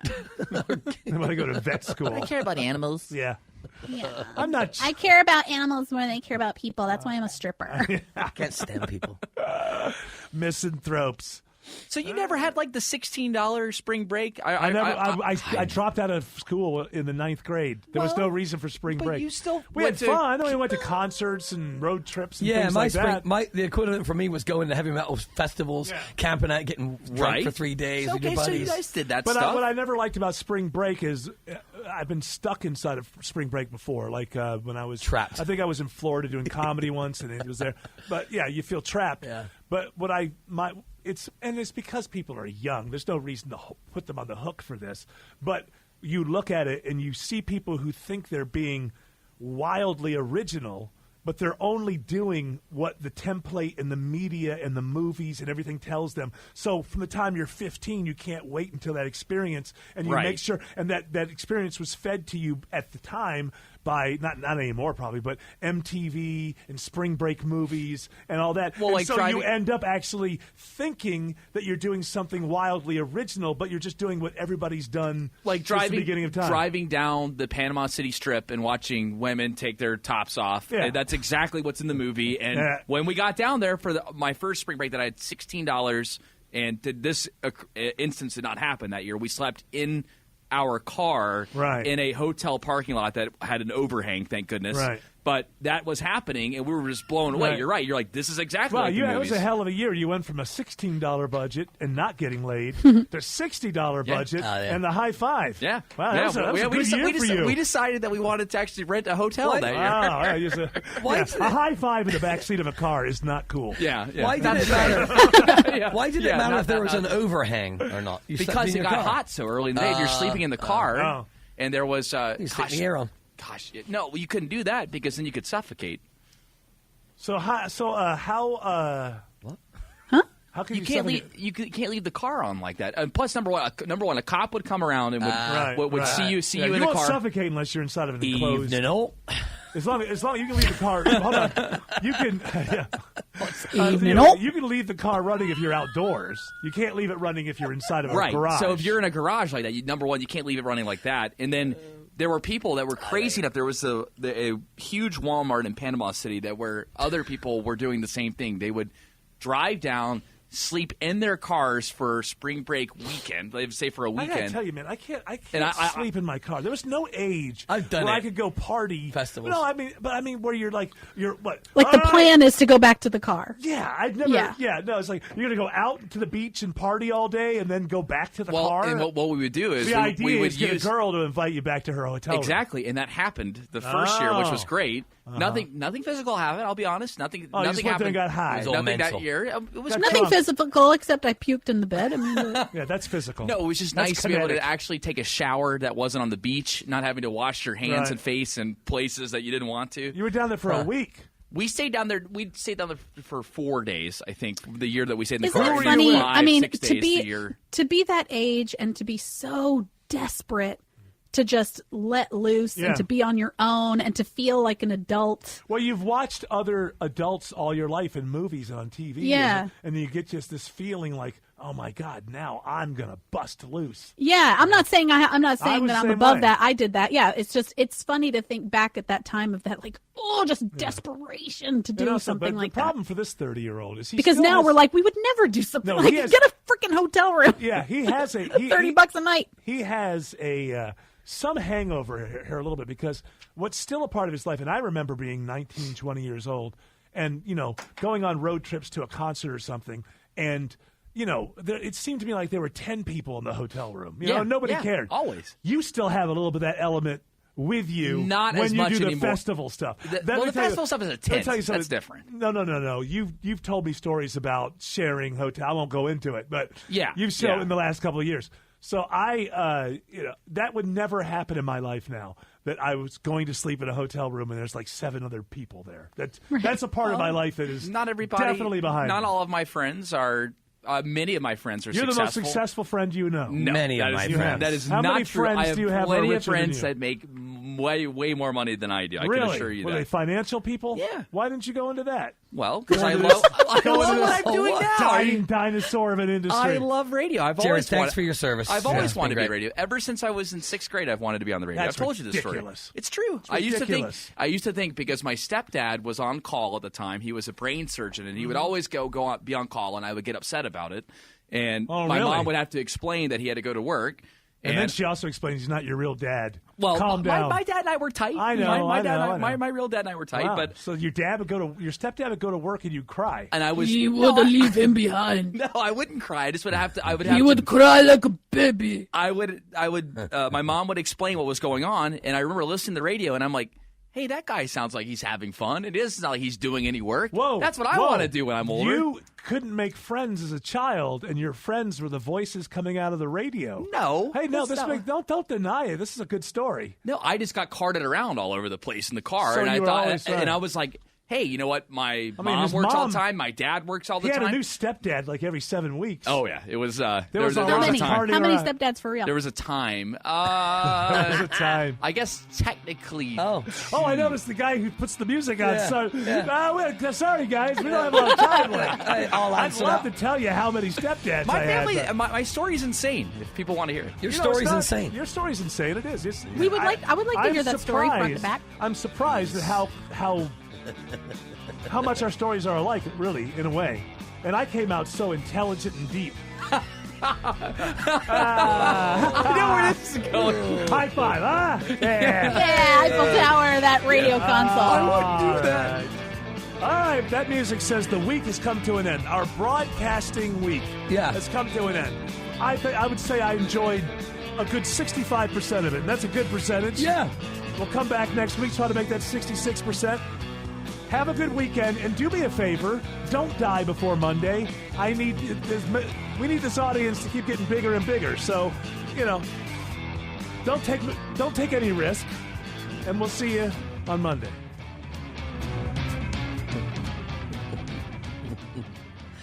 Stay off the Eiffel Tower.